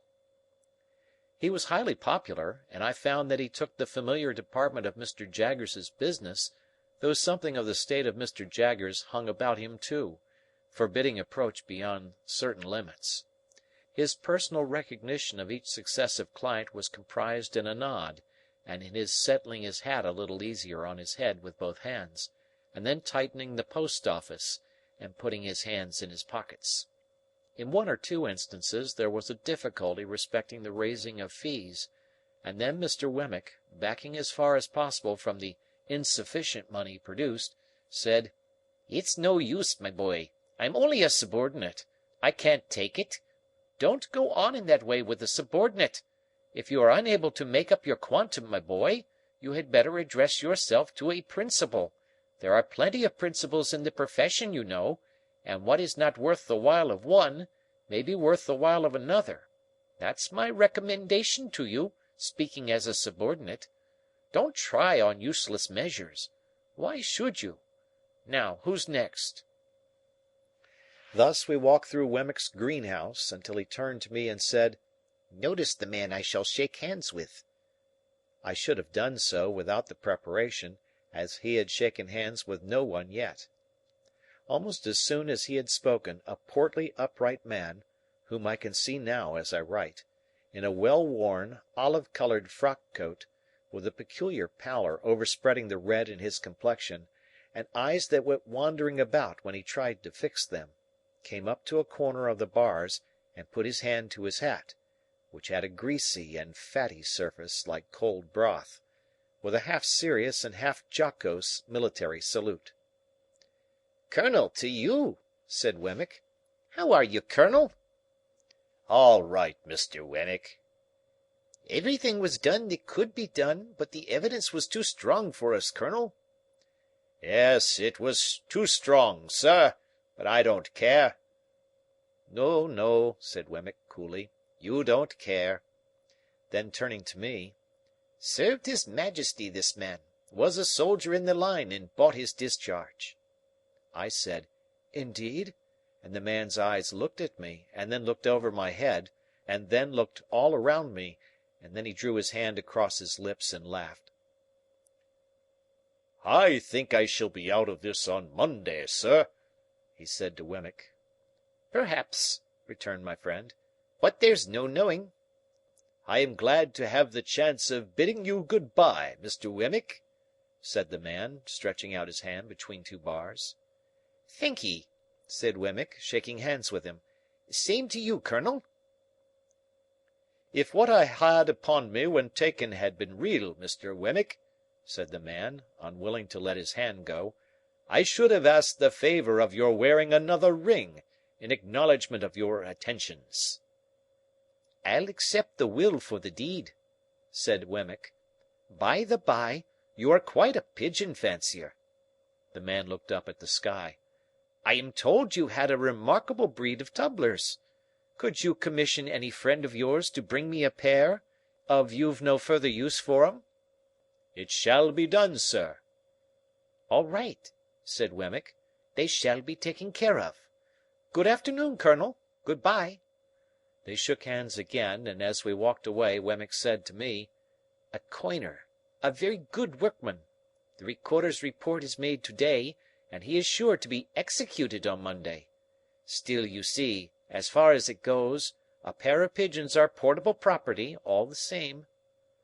With that he looked back and nodded at this dead plant, and then cast his eyes about him in walking out of the yard, as if he were considering what other pot would go best in its place.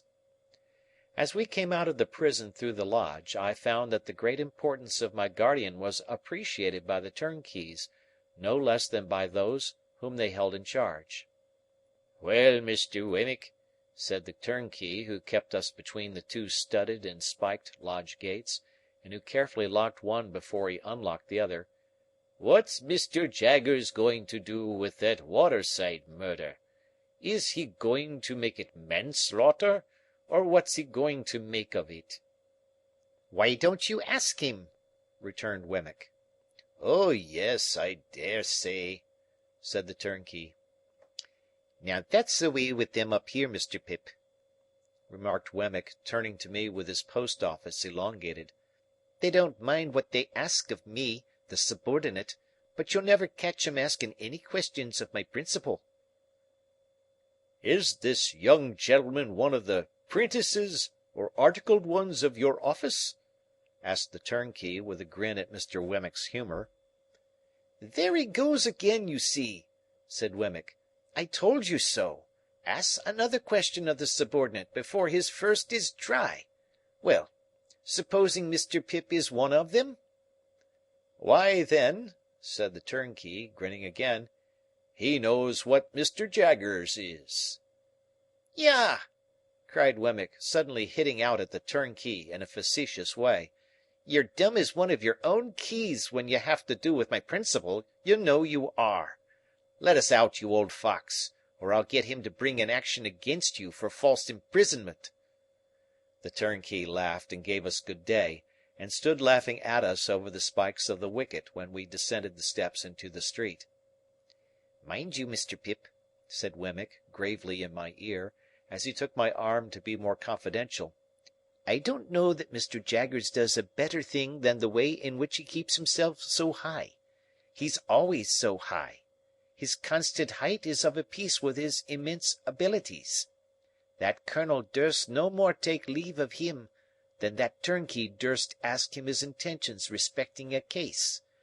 Then, between his height and them, he slips in his subordinate, don't you see? And so he has them, soul and body." I was very much impressed, and not for the first time, by my guardian's subtlety. To confess the truth, I very heartily wished, and not for the first time, that I had had some other guardian of mightier abilities. Mr. Wemmick and I parted at the office in Little Britain, where suppliants for Mr. Jaggers's notice were lingering about as usual, and I returned to my watch in the street of the coach office, with some 3 hours on hand. I consumed the whole time in thinking how strange it was that I should be encompassed by all this taint of prison and crime, that, in my childhood out on our lonely marshes on a winter evening, I should have first encountered it, that it should have reappeared on 2 occasions, starting out like a stain that was faded but not gone, that it should in this new way pervade my fortune and advancement. While my mind was thus engaged, I thought of the beautiful young Estella, proud and refined, coming towards me, and I thought with absolute abhorrence of the contrast between the jail and her. I wished that Wemmick had not met me, or that I had not yielded to him and gone with him, so that, of all days in the year, on this day, I might not have had Newgate in my breath and on my clothes. I beat the prison dust off my feet as I sauntered to and fro, and I shook it out of my dress, and I exhaled its air from my lungs. So contaminated did I feel, remembering who was coming, that the coach came quickly after all, and I was not yet free from the soiling consciousness of Mr. Wemmick's conservatory, when I saw her face at the coach window and her hand waving to me. What was the nameless shadow which again in that one instant had passed? End of chapter. Great Expectations by Charles Dickens. Chapter 33. In her furred travelling dress, Estella seemed more delicately beautiful than she had ever seemed yet, even in my eyes. Her manner was more winning than she had cared to let it be to me before, and I thought I saw Miss Havisham's influence in the change. We stood in the inn yard while she pointed out her luggage to me, and when it was all collected I remembered, having forgotten everything but herself in the meanwhile, that I knew nothing of her destination. "I am going to Richmond," she told me. "Our lesson is that there are 2 Richmonds, one in Surrey and one in Yorkshire, and that mine is the Surrey Richmond. The distance is 10 miles. I am to have a carriage, and you are to take me. This is my purse, and you are to pay my charges out of it. Oh, you must take the purse. We have no choice, you and I, but to obey our instructions. We are not free to follow our own devices, you and I." As she looked at me in giving me the purse, I hoped there was an inner meaning in her words. She said them slightingly, but not with displeasure. "A carriage will have to be sent for, Estella. Will you rest here a little?" "Yes, I am to rest here a little, and I am to drink some tea, and you are to take care of me the while." She drew her arm through mine, as if it must be done, and I requested a waiter who had been staring at the coach like a man who had never seen such a thing in his life, to show us a private sitting-room.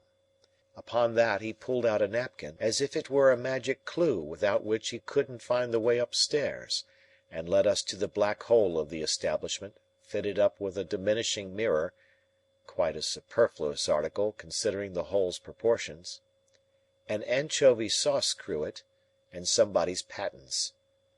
On my objecting to this retreat, he took us into another room with a dinner table for 30, and in the grate a scorched leaf of a copy-book under a bushel of coal dust. Having looked at this extinct conflagration and shaken his head, he took my order, which, proving to be merely "some tea for the lady," sent him out of the room in a very low state of mind. I was, and I am, sensible that the air of this chamber, in its strong combination of stable with soup stock, might have led one to infer that the coaching department was not doing well, and that the enterprising proprietor was boiling down the horses for the refreshment department. Yet the room was all in all to me, Estella being in it. I thought that with her I could have been happy there for life. I was not at all happy there at the time, observe, and I knew it well. "Where are you going to, at Richmond?" I asked Estella. "I am going to live," said she, "at a great expense, with a lady there, who has the power, or says she has, of taking me about, and introducing me, and showing people to me and showing me to people. I suppose you will be glad of variety and admiration?" "Yes, I suppose so." She answered so carelessly that I said, "You speak of yourself as if you were some one else." "Where did you learn how I speak of others? Come, come," said Estella, smiling delightfully, "you must not expect me to go to school with you. I must talk in my own way. How do you thrive with Mr. Pocket?" "I live quite pleasantly there, at least." It appeared to me that I was losing a chance. "At least," repeated Estella. "As pleasantly as I could anywhere, away from you." "You silly boy," said Estella, quite composedly. "How can you talk such nonsense? Your friend Mr. Matthew, I believe, is superior to the rest of his family." "Very superior indeed. He is nobody's enemy." "Don't add but his own," interposed Estella, "for I hate that class of man; but he really is disinterested and above small jealousy and spite, I have heard." "I am sure I have every reason to say so." "You have not every reason to say so of the rest of his people," said Estella, nodding at me with an expression of face that was at once grave and rallying, "for they beset Miss Havisham with reports and insinuations to your disadvantage. They watch you, misrepresent you, write letters about you, anonymous sometimes, and you are the torment and the occupation of their lives. You can scarcely realize to yourself the hatred those people feel for you." "They do me no harm, I hope?" Instead of answering, Estella burst out laughing. This was very singular to me, and I looked at her in considerable perplexity. When she left off, and she had not laughed languidly, but with real enjoyment, I said, in my diffident way with her, "I hope I may suppose that you would not be amused if they did me any harm." "No, you may be sure of that," said Estella. "You may be certain that I laugh because they fail. Oh, those people with Miss Havisham, and the tortures they undergo!" She laughed again, and even now, when she had told me why, her laughter was very singular to me, for I could not doubt its being genuine, and yet it seemed too much for the occasion. I thought there must really be something more here than I knew. She saw the thought in my mind, and answered it. "It is not easy for even you," said Estella, "to know what satisfaction it gives me to see these people thwarted, or what an enjoyable sense of the ridiculous I have when they are made ridiculous. For you were not brought up in that strange house from a mere baby. I was. You have not your little wits sharpened by their intriguing against you, suppressed and defenceless, under the mask of sympathy and pity and what not that is soft and soothing. I had.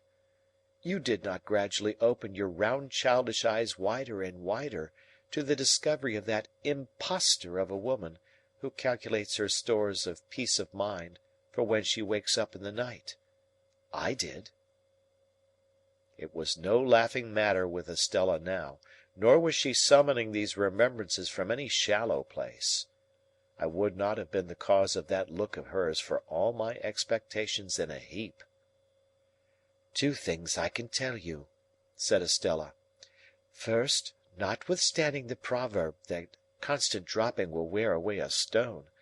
You may set your mind at rest that these people never will, never would, in 100 years, impair your ground with Miss Havisham, in any particular, great or small. Second, I am beholden to you as the cause of their being so busy and so mean in vain, and there is my hand upon it." As she gave it to me playfully, for her darker mood had been but momentary, I held it and put it to my lips. "You ridiculous boy!" said Estella.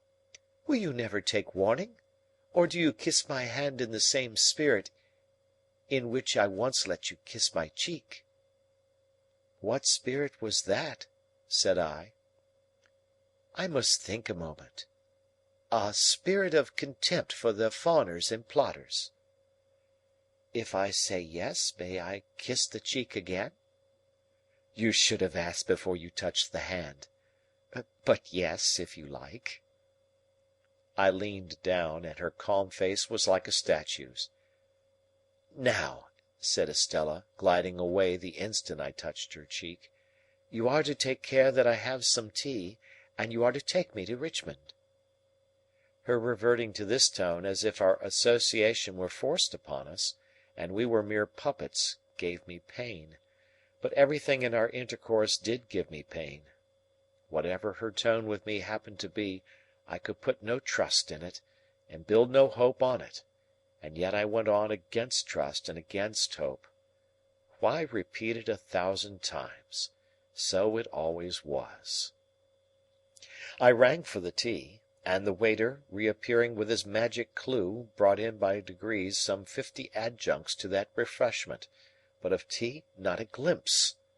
A tea-board, cups and saucers, plates, knives and forks, including carvers, spoons, various, salt-cellars, a meek little muffin confined with the utmost precaution under a strong iron cover, Moses in the bulrushes typified by a soft bit of butter and a quantity of parsley, a pale loaf with a powdered head, 2 proof impressions of the bars of the kitchen fireplace on triangular bits of bread, and ultimately a fat family urn, which the waiter staggered in with, expressing in his countenance burden and suffering. After a prolonged absence at this stage of the entertainment, he at length came back with a casket of precious appearance containing twigs. These I steeped in hot water, and so from the whole of these appliances extracted 1 cup of I don't know what for Estella. The bill paid, and the waiter remembered, and the ostler not forgotten, and the chambermaid taken into consideration; in a word, the whole house bribed into a state of contempt and animosity, and Estella's purse much lightened, we got into our post-coach and drove away. Turning into Cheapside and rattling up Newgate Street, we were soon under the walls of which I was so ashamed. "What place is that?" Estella asked me. I made a foolish pretence of not at first recognizing it, and then told her. As she looked at it and drew in her head again, murmuring, "Wretches!" I would not have confessed to my visit for any consideration. "Mr. Jaggers," said I, by way of putting it neatly on somebody else, "has the reputation of being more in the secrets of that dismal place than any man in London." "He is more in the secrets of every place, I think," said Estella in a low voice. "You have been accustomed to see him often, I suppose?" "I have been accustomed to see him at uncertain intervals ever since I can remember, but I know him no better now than I did before I could speak plainly. What is your own experience of him? Do you advance with him?" "Once habituated to his distrustful manner," said I have done very well." "Are you intimate?" "I have dined with him at his private house." "I fancy," said Estella, shrinking, "that must be a curious place." "It is a curious place." I should have been chary of discussing my guardian too freely even with her, but I should have gone on with the subject so far as to describe the dinner in Gerrard Street, if we had not then come into a sudden glare of gas. It seemed, while it lasted, to be all alight and alive with that inexplicable feeling I had had before, and when we were out of it, I was as much dazed for a few moments as if I had been in lightning. So we fell into other talk, and it was principally about the way by which we were travelling, and about what parts of London lay on this side of it, and what on that. The great city was almost new to her, she told me, for she had never left Miss Havisham's neighbourhood until she had gone to France, and she had merely passed through London then in going and returning. I asked her if my guardian had any charge of her while she remained here. To that she emphatically said, "God forbid," and no more. It was impossible for me to avoid seeing that she cared to attract me, that she made herself winning, and would have won me even if the task had needed pains. Yet this made me none the happier, for even if she had not taken that tone of our being disposed of by others, I should have felt that she held my heart in her hand because she wilfully chose to do it, and not because it would have wrung any tenderness in her to crush it and throw it away. When we passed through Hammersmith, I showed her where Mr. Matthew Pocket lived, and said it was no great way from Richmond, and that I hoped I should see her sometimes. "Oh, yes, you are to see me. You are to come when you think proper. You are to be mentioned to the family. Indeed, you are already mentioned." I inquired was it a large household she was going to be a member of. "No, there are only two, mother and daughter. The mother is a lady of some station, though not averse to increasing her income." "I wonder Miss Havisham could part with you again so soon." "It is a part of Miss Havisham's plans for me, Pip," said Estella, with a sigh, as if she were tired. "I am to write to her constantly, and see her regularly and report how I go on, I and the jewels, for they are nearly all mine now." It was the first time she had ever called me by my name. Of course she did so purposely, and I knew that I should treasure it up. We came to Richmond all too soon, and our destination there was a house by the green, a staid old house, where hoops and powder in patches, embroidered coats, rolled stockings, ruffles and swords, had had their court days many a time. Some ancient trees before the house were still cut into fashions as formal and unnatural as the hoops and wigs and stiff skirts, but their own allotted places in the great procession of the dead were not far off, and they would soon drop into them and go the silent way of the rest. A bell with an old voice, which I dare say in its time had often said to the house, "Here is the green farthingale, here is the diamond-hilted sword, here are the shoes with red heels and the blue solitaire," sounded gravely in the moonlight, and two cherry-coloured maids came fluttering out to receive Estella. The doorway soon absorbed her boxes, and she gave me her hand and a smile, and said good night, and was absorbed likewise. And still I stood looking at the house, thinking how happy I should be if I lived there with her, and knowing that I never was happy with her, but always miserable. I got into the carriage to be taken back to Hammersmith, and I got in with a bad heartache, and I got out with a worse heartache. At our own door, I found little Jane Pocket coming home from a little party escorted by her little lover, and I envied her little lover, in spite of his being subject to Flopson.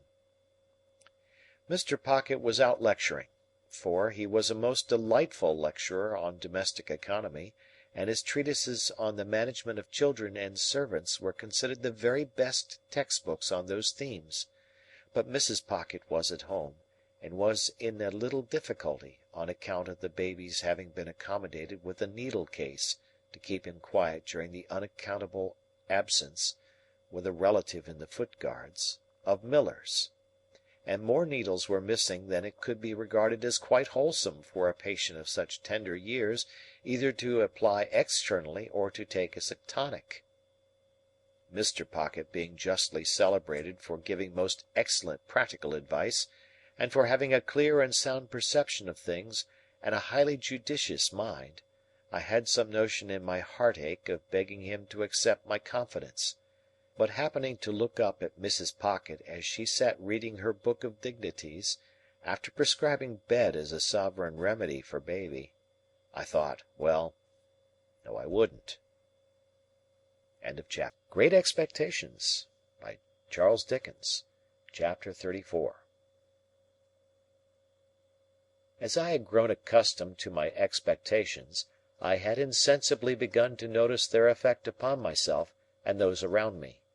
Their influence on my own character I disguised from my recognition as much as possible, but I knew very well that it was not all good.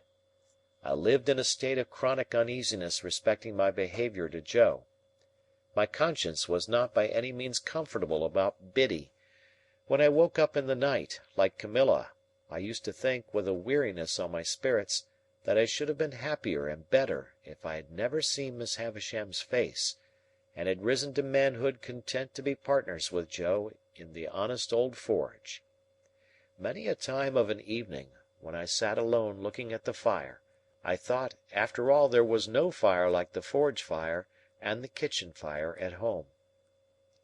Yet Estella was so inseparable from all my restlessness and disquiet of mind, that I really fell into confusion as to the limits of my own part in its production. That is to say, supposing I had had no expectations, and yet had had Estella to think of, I could not make out to my satisfaction that I should have done much better. Now, concerning the influence of my position on others, I was in no such difficulty, and so I perceived, though dimly enough perhaps, that it was not beneficial to anybody, and above all that it was not beneficial to Herbert. My lavish habits led his easy nature into expenses that he could not afford, corrupted the simplicity of his life, and disturbed his peace with anxieties and regrets.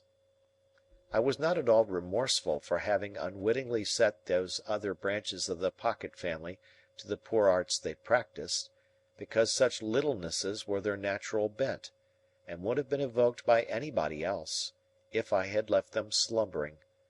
But Herbert's was a very different case, and it often caused me a twinge to think that I had done him evil service in crowding his sparsely furnished chambers with incongruous upholstery work, and placing the canary-breasted Avenger at his disposal.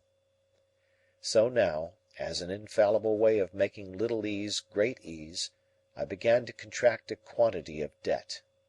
I could hardly begin but Herbert must begin too, so he soon followed.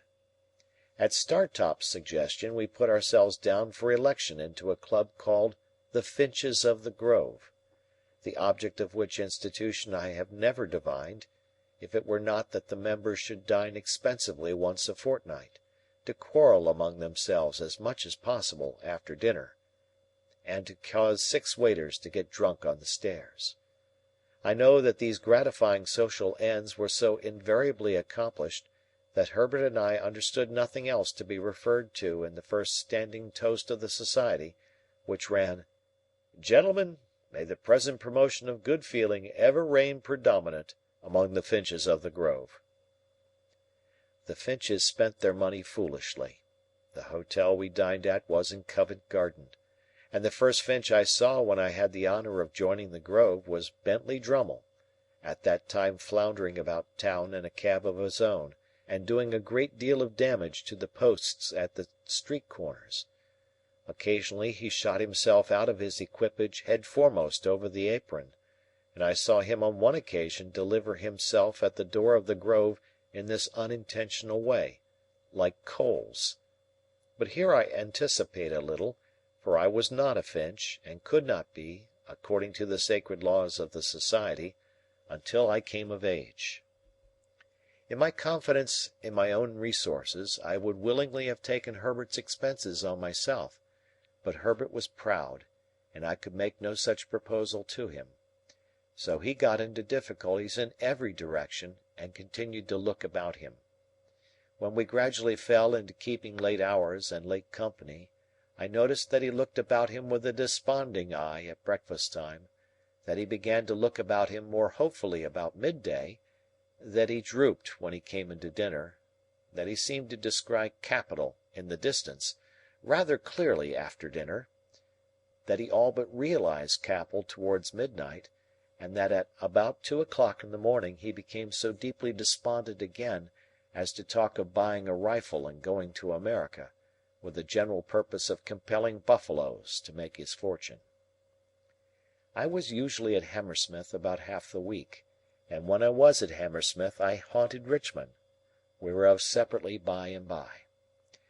Herbert would often come to Hammersmith when I was there, and I think at those seasons his father would occasionally have some passing perception that the opening he was looking for had not appeared yet. But in the general tumbling up of the family, his tumbling out in life somewhere was a thing to transact itself somehow. In the meantime Mr. Pocket grew greyer and tried oftener to lift himself out of his perplexities by the hair. While Mrs. Pocket tripped up the family with her footstool, read her book of dignities, lost her pocket handkerchief, told us about her grandpapa, and taught the young idea how to shoot by shooting it into bed whenever it attracted her notice. As I am now generalizing a period of my life with the object of clearing my way before me, I can scarcely do so better than by at once completing the description of our usual manners and customs at Barnard's Inn. We spent as much money as we could, and got as little for it as people could make up their minds to give us. We were always more or less miserable, and most of our acquaintance were in the same condition. There was a gay fiction among us that we were constantly enjoying ourselves, and a skeleton truth that we never did. To the best of my belief, our case was in the last aspect a rather common one. Every morning, with an air ever new, Herbert went into the city to look about him. I often paid him a visit in the dark back room in which he consorted with an ink jar, a hat peg, a coal box, a string box, an almanac, a desk and stool, and a ruler, and I do not remember that I ever saw him do anything else but look about him. If we all did what we undertake to do, as faithfully as Herbert did, we might live in a republic of the virtues. He had nothing else to do, poor fellow, except at a certain hour of every afternoon to "go to Lloyd's," in observance of a ceremony of seeing his principal, I think. He never did anything else in connection with Lloyd's that I could find out, except come back again. When he felt his case unusually serious, and that he positively must find an opening, he would go on 'change at a busy time, and walk in and out, in a kind of gloomy country dance figure, among the assembled magnates. For, said Herbert to me, coming home to dinner on one of those special occasions, "I find the truth to be, Handel, that an opening won't come to one, but one must go to it. So I have been." If we had been less attached to one another, I think we must have hated one another regularly every morning. I detested the chambers beyond expression at that period of repentance, and could not endure the sight of the Avenger's livery, which had a more expensive and a less remunerative appearance then than at any other time in the 24 hours. As we got more and more into debt, breakfast became a hollower and hollower form, and, being on one occasion at breakfast time threatened, by letter, with legal proceedings, not unwholly unconnected, as my local paper might put it, with jewellery, I went so far as to seize the Avenger by his blue collar and shake him off his feet, so that he was actually in the air like a booted Cupid, for presuming to suppose that we wanted a roll.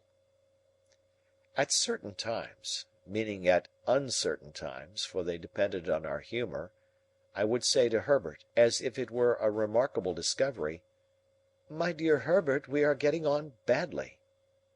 "My dear Handel," Herbert would say to me in all sincerity, "if you will believe me, those very words were on my lips by a strange coincidence." "Then, Herbert," I would respond, "let us look into our affairs." We always derived profound satisfaction from making an appointment for this purpose. I always thought this was business. This was the way to confront the thing. This was the way to take the foe by the throat. And I know Herbert thought so too. We ordered something rather special for dinner, with a bottle of something similarly out of the common way, in order that our minds might be fortified for the occasion, and we might come well up to the mark. Dinner over, we produced a bundle of pens, a copious supply of ink, and a goodly show of writing and blotting paper; for there was something very comfortable in having plenty of stationery. I would then take a sheet of paper, and write across the top of it, in a neat hand, the heading, "Memorandum of Pip's Debts," with Barnard's Inns and the date very carefully added. Herbert would also take a sheet of paper, and write across it with similar formalities, "Memorandum of Herbert's Debts." Each of us would then refer to a confused heap of papers at his side, which had been thrown into drawers, worn into holes in pockets, half burnt in lighting candles, stuck for weeks into the looking-glass, and otherwise damaged. The sound of our pens going refreshed us exceedingly, insomuch that I sometimes found it difficult to distinguish between this edifying business proceeding and actually paying the money. In point of meritorious character, the two things seemed about equal. When we had written a little while, I would ask Herbert how he got on. Herbert probably would have been scratching his head in a most rueful manner at the sight of his accumulating figures. "They are mounting up, Handel," Herbert would say. "Upon my life, they are mounting up." "Be firm, Herbert," I would retort, plying my own pen with great assiduity. "Look the thing in the face. Look into your affairs. Stare them out of countenance." "So I would, Handel, only they are staring me out of countenance." However, my determined manner would have its effect, and Herbert would fall to work again. After a time he would give up once more, on the plea that he had not got Cobb's bill, or Lobb's, or Nobb's, as the case might be. "Then, Herbert, estimate. Estimate it in round numbers, and put it down." "What a fellow of resource you are!" my friend would reply, with admiration. "Really your business powers are very remarkable." I thought so too.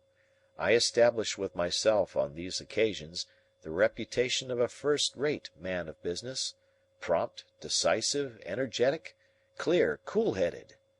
When I had got all my responsibilities down upon my list, I compared each with the bill, and ticked it off. My self-approval when I ticked an entry was quite a luxurious sensation. When I had no more ticks to make, I folded all my bills up uniformly, docketed each on the back, and tied the whole into a symmetrical bundle. Then I did the same for Herbert, who modestly said he had not my administrative genius, and felt that I had brought his affairs into a focus for him. My business habits had one other bright feature, which I called leaving a margin. For example, supposing Herbert's debts to be £164 4 and twopence, I would say, "Leave a margin, and put them down at 200." Or, supposing my own to be 4 times as much, I would leave a margin, and put them down at 700. I had the highest opinion of the wisdom of this same margin, but I am bound to acknowledge that on looking back, I deem it to have been an expensive device. For we always ran into new debt immediately, to the full extent of the margin, and sometimes, in the sense of freedom and solvency it imparted, got pretty far on into another margin. But there was a calm, a rest, a virtuous hush, consequent on these examinations of our affairs that gave me, for the time, an admirable opinion of myself. Soothed by my exertions, my method, and Herbert's compliments, I would sit with his symmetrical bundle and my own on the table before me among the stationery, and feel like a bank of some sort, rather than a private individual. We shut our outer door on these solemn occasions, in order that we might not be interrupted. I had fallen into my serene state one evening, when we heard a letter drop through the slit in the said door, and fall on the ground. "It's for you, Handel," said Herbert, going out and coming back with it, "and I hope there is nothing the matter." This was an allusion to its heavy black seal and border. The letter was signed Trabb and Company, and its contents were simply, that that I was an honoured sir, and that they begged to inform me that Mrs. J. Gargery had departed this life on Monday last, at 20 minutes past 6 in the evening, and that my attendance was requested at the interment on Monday next, at 3 o'clock in the afternoon. End of Sister. End of chapter.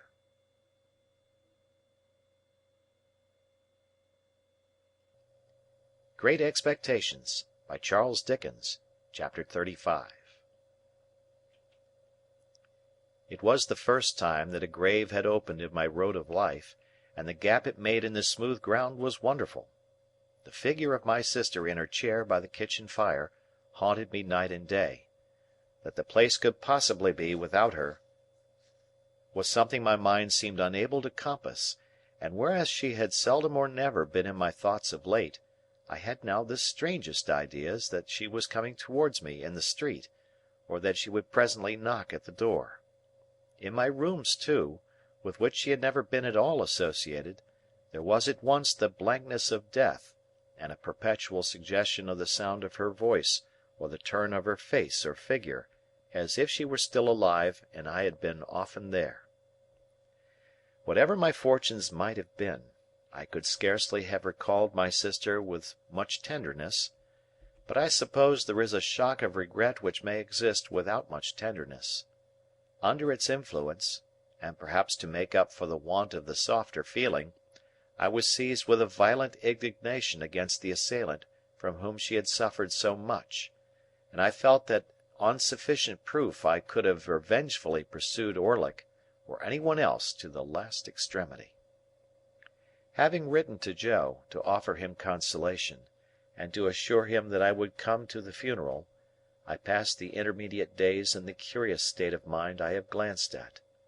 I went down early in the morning, and alighted at the Blue Boar in good time to walk over to the forge. It was fine summer weather again, and, as I walked along, the times when I was a little helpless creature, and my sister did not spare me, vividly returned. But they returned with a gentle tone upon them that softened even the edge of Tickler. For now the very breath of the beans and clover whispered to my heart that the day must come when it would be well for my memory that others walking in the sunshine should be softened as they thought of me. At last I came within sight of the house, and saw that Trabb and Company had put in a funereal execution and taken possession. Two dismally absurd persons, each ostentatiously exhibiting a crutch done up in a black bandage, as if that instrument could possibly communicate any comfort to anybody, were posted at the front door, and in one of them I recognized a post-boy discharged from the Boar for turning a young couple into a saw-pit on their bridal morning, in consequence of intoxication rendering it necessary for him to ride his horse clasped round the neck with both arms. All the children of the village, and most of the women, were admiring these sable warders and the closed windows of the house and forge, and as I came up, one of the two warders, the post-boy, knocked at the door, implying that I was far too much exhausted by grief to have strength remaining to knock for myself. Another sable warder, a carpenter who had once eaten 2 geese for a wager, opened the door, and showed me into the best parlour. Here Mr. Trabb had taken unto himself the best table, and had got all the leaves up, and was holding a kind of black bazaar, with the aid of a quantity of black pins.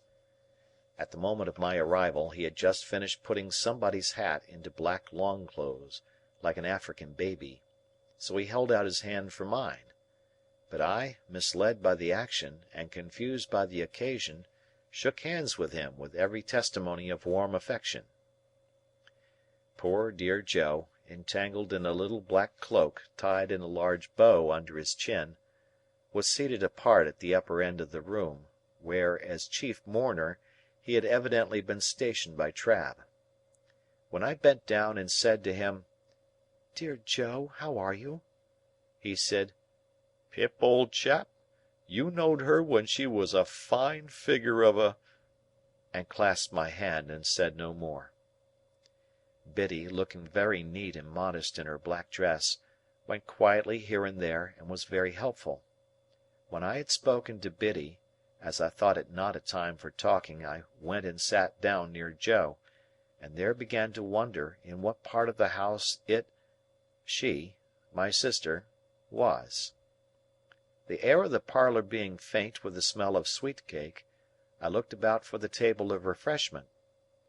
It was scarcely visible until one had got accustomed to the gloom, but there was a cut-up plum cake upon it, and there were cut-up oranges, and sandwiches, and biscuits, and 2 decanters that I knew very well as ornaments, but had never been used in all my life, one full of port and one of sherry.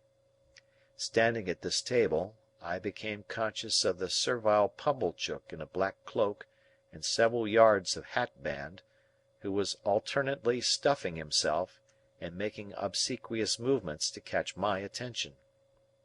The moment he succeeded, he came over to me, breathing sherry and crumbs, and said in a subdued voice, "May I, dear sir?"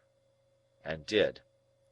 I then descried Mr. and Mrs. Hubble, the last named in a decent speechless paroxysm in a corner. We were all going to follow, and were all in course of being tied up separately, by Trabb, into ridiculous bundles. "Which I mean to say, Pip," Joe whispered me, as we were being what Mr. Trabb called formed in the parlour, 2 and 2, and it was dreadfully like a preparation for some grim kind of dance, "which I mean to say, sir, as I would in preference have carried her to the church myself, along with 3 or 4 friendly ones what come to it with swilling hearts and arms, but it were considered what the neighbours would look down on such, and would be of opinions as it were wanting in respect." "Pocket handkerchiefs out, all!" cried Mr. Trabb at this point, in a depressed business-like voice. "Pocket handkerchiefs out! We are ready."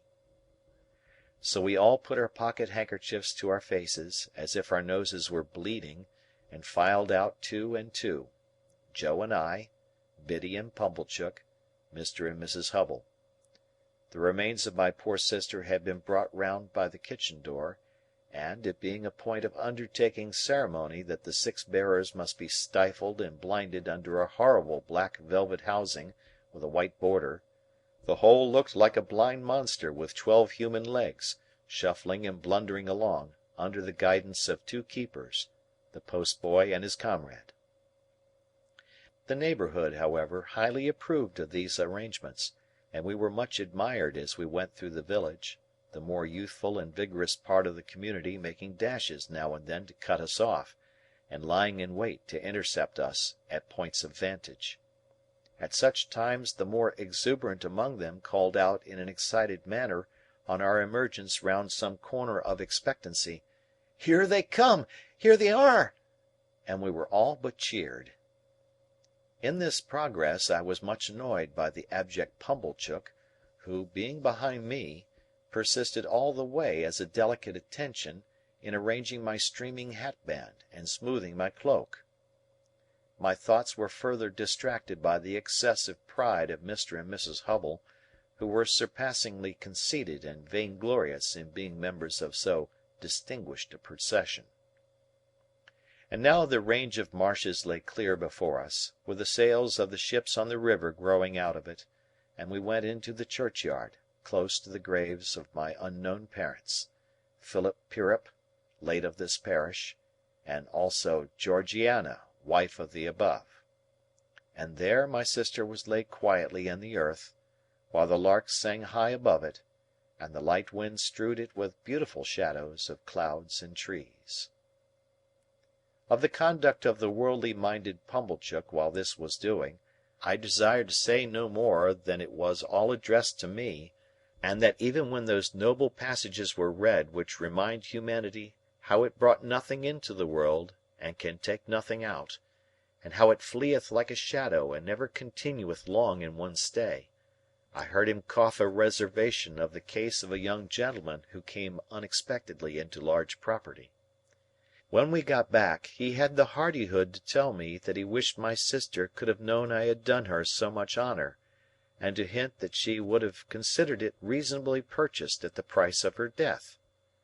After that, he drank all the rest of the sherry, and Mr. Hubble drank the port, and the two talked, which I have since observed to be customary in such cases, as if they were of quite another race from the deceased, and were notoriously immortal. Finally, he went away with Mr. and Mrs. Hubble, to make an evening of it, I felt sure, and to tell the Jolly Bargeman that he was the founder of my fortunes and my earliest benefactor. When they were all gone, and when Trabb and his men, but not his boy (I looked for him), had crammed their mummery into bags, and were gone too, the house felt wholesomer. Soon afterwards, Biddy, Joe, and I, had a cold dinner together, but we dined in the best parlour, not in the old kitchen, and Joe was so exceedingly particular what he did with his knife and fork and the salt cellar and what not, that there was great restraint upon us. But after dinner, when I made him take his pipe, and when I had loitered with him about the forge, and when we sat down together on the great block of stone outside it, we got on better. I noticed that after the funeral Joe changed his clothes so far as to make a compromise between his Sunday dress and working dress, in which the dear fellow looked natural and like the man he was. He was very much pleased by my asking if I might sleep in my own little room, and I was pleased too, for I felt that I had done rather a great thing in making the request. When the shadows of evening were closing in, I took an opportunity of getting into the garden with Biddy for a little talk. "Biddy," said I think you might have written to me about these sad matters." "Do you, Mr. Pip?" said Biddy. "I should have written if I had thought that." "Don't suppose that I mean to be unkind, Biddy, when I say I consider that you ought to have thought that." "Do you, Mr. Pip?" She was so quiet, and had such an orderly, good, and pretty way with her, that I did not like the thought of making her cry again. After looking a little at her downcast eyes as she walked beside me, I gave up that point. "I suppose it will be difficult for you to remain here now, Biddy dear?" "Oh, I can't do so, Mr. Pip," said Biddy, in a tone of regret but still of quiet conviction. "I have been speaking to Mrs. Hubble, and I am going to her to-morrow. I hope we shall be able to take some care of Mr. Gargery together until he settles down." "How are you going to live, Biddy? If you want any How am I going to live?" repeated Biddy, striking in with a momentary flush upon her face. "I'll tell you, Mr. Pip. I am going to try to get the place of mistress in the new school nearly finished here. I can be well recommended by all the neighbours, and I hope I can be industrious and patient, and teach myself while I teach others. You know, Mr. Pip," pursued Biddy with a smile, as she raised her eyes to my face, "the new schools are not like the old, but I learnt a good deal from you after that time, and have had time since then to improve." "I think you would always improve, Biddy, under any circumstances." "Ah, except in my bad side of human nature," murmured Biddy. It was not so much a reproach as an irresistible thinking aloud. Well, I thought I would give up that point too. So, I walked a little further with Biddy, looking silently at her downcast eyes. "I have not heard the particulars of my sister's death, Biddy." "They are very slight, poor thing. She had been in one of her bad states, though they had got better of late, rather than worse, for 4 days, when she came out of it in the evening, just at tea-time, and said quite plainly, 'Joe.' As she had never said any word for a long while, I ran and fetched in Mr. Gargery from the forge. She made signs to me that she wanted him to sit down close to her, and wanted me to put her arms round his neck. So I put them round his neck, and she laid her head down on his shoulder, quite content and satisfied. And so she presently said, 'Joe,' again, and once 'Pardon,' and once 'Pip.' And so she never lifted her head up any more. and it was just an hour later when we laid it down on our own bed, because we found she was gone." Biddy cried. The darkening garden, and the lane and the stars that were coming out, were blurred in my own sight. "Nothing was ever discovered, Biddy?" "Nothing." "Do you know what has become of Orlick?" "I should think from the colour of his clothes that he is working in the quarries."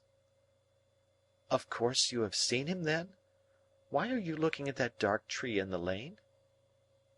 "I saw him there on the night she died." "That was not the last time either, Biddy?" "No. I have seen him there since we have been walking here.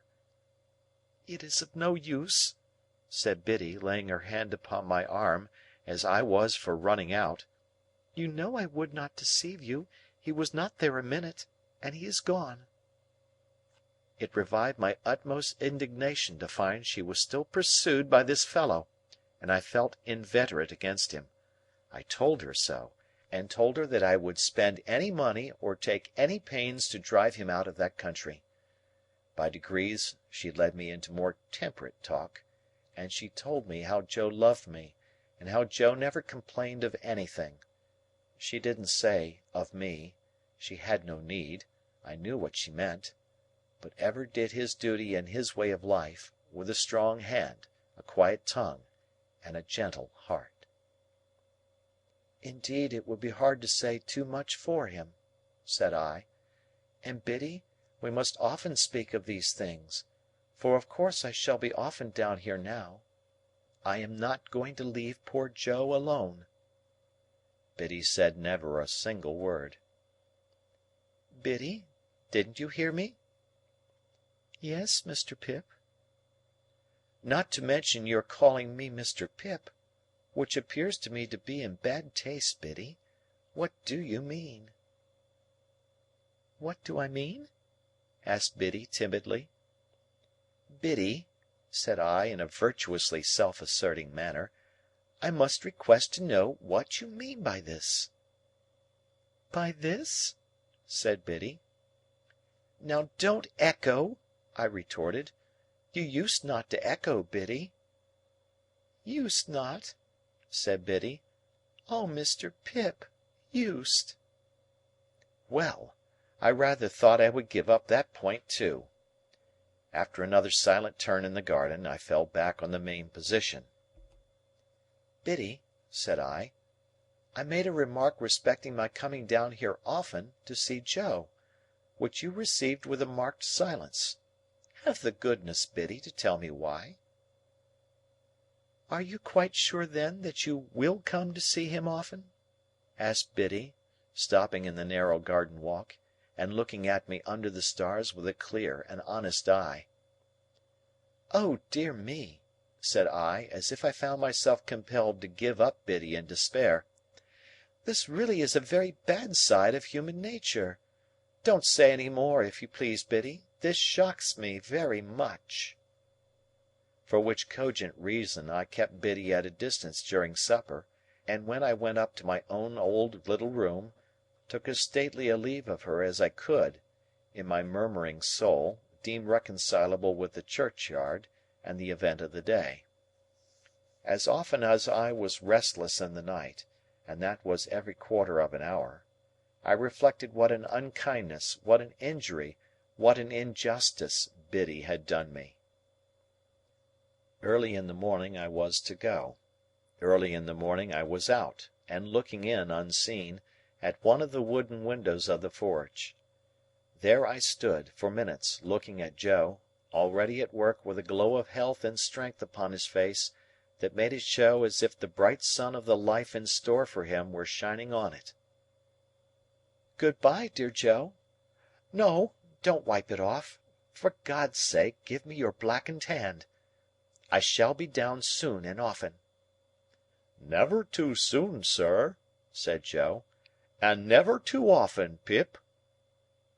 Biddy was waiting for me at the kitchen door with a mug of new milk and a crust of bread. "Biddy," said I, when I gave her my hand at parting, "I am not angry, but I am hurt. "No, don't be hurt," she pleaded quite pathetically.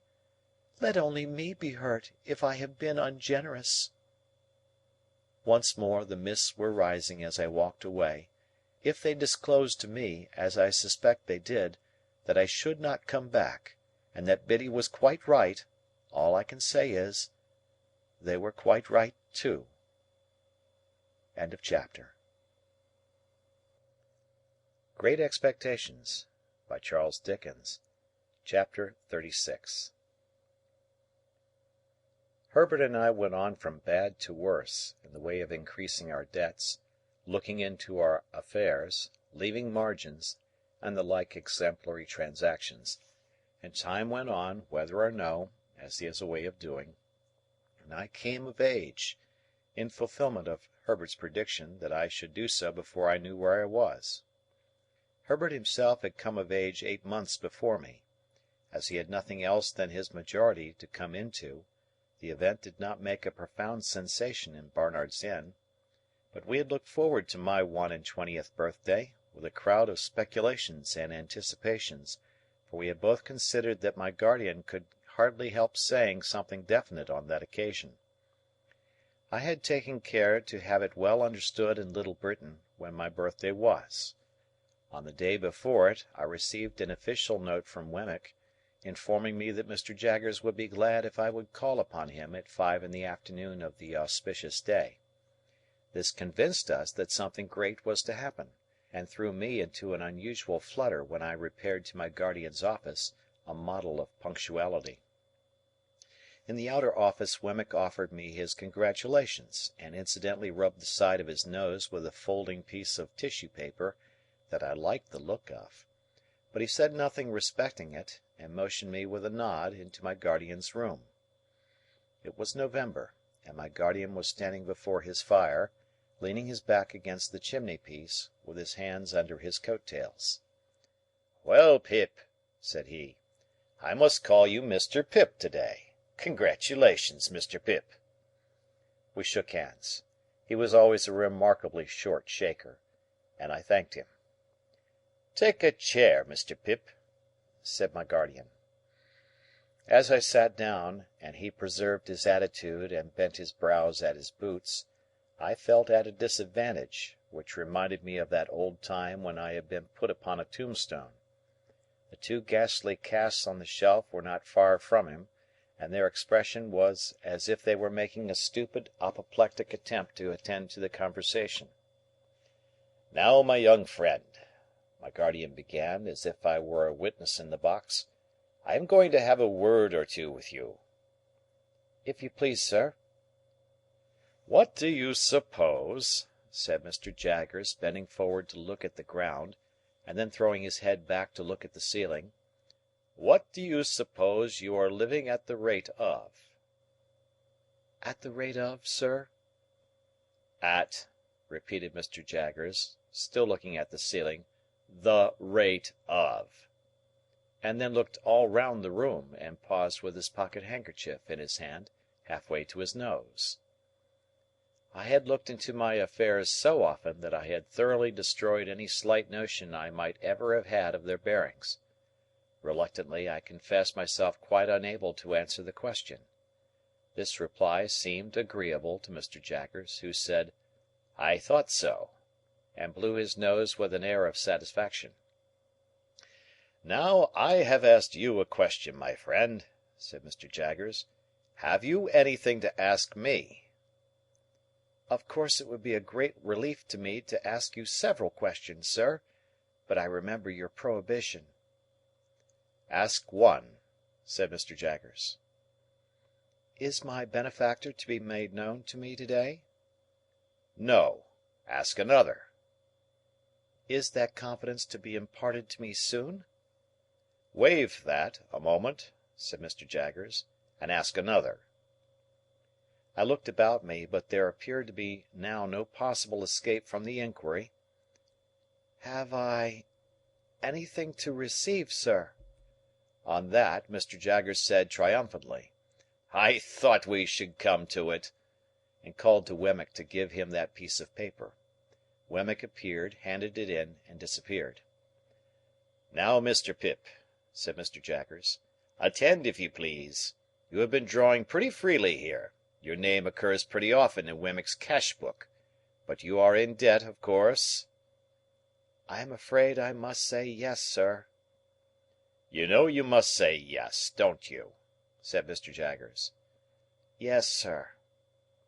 "I don't ask you what you owe, because you don't know, and if you did know you wouldn't tell me, you would say less. Yes, yes, my friend," cried Mr. Jaggers, waving his forefinger to stop me as I made a show of protesting. "It's likely enough that you think you wouldn't, but you would. You'll excuse me, but I know better than you. Now, take this piece of paper in your hand. You have got it? Very good. Now, unfold it and tell me what it is." "This is a bank note," said I, "for £500. "That is a bank note," repeated Mr. Jaggers, "for £500. And a very handsome sum of money too, I think. You consider it so?" "How could I do otherwise?" "Ah! But answer the question," said Mr. Jaggers. "Undoubtedly." "You consider it undoubtedly a handsome sum of money. Now, that handsome sum of money, Pip, is your own. It is a present to you on this day, in earnest of your expectations. And at the rate of that handsome sum of money per annum, and at no higher rate, you are to live until the donor of the whole appears. That is to say, you will now take your money affairs entirely into your own hands, and you will draw from Wemmick £125 per quarter until you are in communication with the fountain head, and no longer with the mere agent. As I have told you before, I am the mere agent. I execute my instructions, and I am paid for doing so. I think them injudicious, but I am not paid for giving any opinion on their merits." I was beginning to express my gratitude to my benefactor for the great liberality with which I was treated, when Mr. Jaggers stopped me. "I am not paid, Pip," said he, coolly, "to carry your words to any one," and then gathered up his coat tails, as he had gathered up the subject, and stood frowning at his boots as if he suspected them of designs against him. After a pause, I hinted, "There was a question just now, Mr. Jaggers, which you desired me to waive for a moment. I hope I am doing nothing wrong in asking it again?" "What is it?" said he. I might have known that he would never help me out, but it took me aback to have to shape the question afresh, as if it were quite new. "Is it likely," I said, after hesitating, "that my patron, the fountain head you have spoken of, Mr. Jaggers, will soon—" There I delicately stopped. "Will soon what?" asked Mr. Jaggers. "That's no question as it stands, you know." "Will soon come to London," said I, after casting about for a precise form of words, "or summon me anywhere else?" "Now here," replied Mr. Jaggers, fixing me for the first time with his dark, deep-set eyes, "we must revert to the evening when we first encountered one another in your village. What did I tell you then, Pip?" "You told me, Mr. Jaggers, that it might be years hence when that person appeared." "Just so," said Mr. Jaggers. "That's my answer." As we looked full at one another, I felt my breath come quicker in my strong desire to get something out of him; and as I felt that it came quicker, and as I felt that he saw that it came quicker, I felt that I had less chance than ever of getting anything out of him. "Do you suppose it will still be years hence, Mr. Jaggers?" Mr. Jaggers shook his head, not in negativing the question, but in altogether negativing the motion that he could anyhow be got to answer it; and the two horrible casts of the twitch faces looked, when my eyes strayed up to them, as if they had come to a crisis in their suspended attention, and were going to sneeze. "Come," said Mr. Jaggers, warming the backs of his legs with the backs of his warmed hands, "I'll be plain with you, my friend Pip. That's a question I must not be asked. You'll understand that better when I tell you it's a question that might compromise me. Come, I'll go a little further with you. I'll say something more." He bent down so low to frown at his boots that he was able to rub the calves of his legs in the pause he made. "When that person discloses," said Mr. Jaggers, straightening himself, "you and that person will settle your own affairs. When that person discloses, my part in this business will cease and determine. When that person discloses, it will not be necessary for me to know anything about it. And that's all I have got to say." We looked at one another until I withdrew my eyes and looked thoughtfully at the floor. From this last speech I derived the notion that Miss Havisham, for some reason or no reason, had not taken him into her confidence as to her designing me for Estella, that he resented this, and felt a jealousy about it, or that he really did object to that scheme and would have nothing to do with it. When I raised my eyes again, I found that he had been shrewdly looking at me all the time, and was doing so still. "If that is all you have to say, sir," I remarked, "there can be nothing left for me to say." He nodded assent, and pulled out his thief-dreaded watch, and asked me where I was going to dine. I replied, at my own chambers, with Herbert. As a necessary sequence, I asked him if he would favour us with his company, and he promptly accepted the invitation.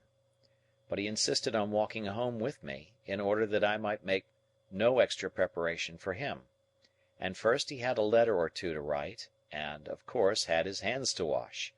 So I said I would go into the outer office and talk to Wemmick. The fact was, that when the £500 had come into my pocket, a thought had come into my head which had been often there before, and it appeared to me that Wemmick was a good person to advise with concerning such thought. He had already locked up his safe, and made preparations for going home. He had left his desk, brought out his 2 greasy office candlesticks, and stood them in line with the snuffers on a slab near the door, ready to be extinguished. He had raked his fire low, put his hat and greatcoat ready, and was beating himself all over the chest with his safe key, as an athletic exercise after business. "Mr. Wemmick," said I want to ask your opinion. I am very desirous to serve a friend." Wemmick tightened his post office and shook his head, as if his opinion were dead against any fatal weakness of that sort. "This friend," I pursued, "is trying to get on in commercial life, but has no money, and finds it difficult and disheartening to make a beginning. Now I want somehow to help him to a beginning." "With money down?" said Wemmick, in a tone drier than any sawdust. "With some money down," I replied, for an uneasy remembrance shot across me of that symmetrical bundle of papers at home. "With some money down, and perhaps some anticipation of my expectations." "Mr. Pip," said Wemmick, "I should like just to run over with you on my fingers, if you please, the name of the various bridges up as high as Chelsea Reach. Let's see. There's London, 1. Southwark, 2. Blackfriars, 3. Waterloo, 4. Westminster, 5. Vauxhall, 6. He had checked off each bridge in its turn with the handle of his safe key on the palm of his hand. "There's as many as 6, you see, to choose from." "I don't understand you," said I.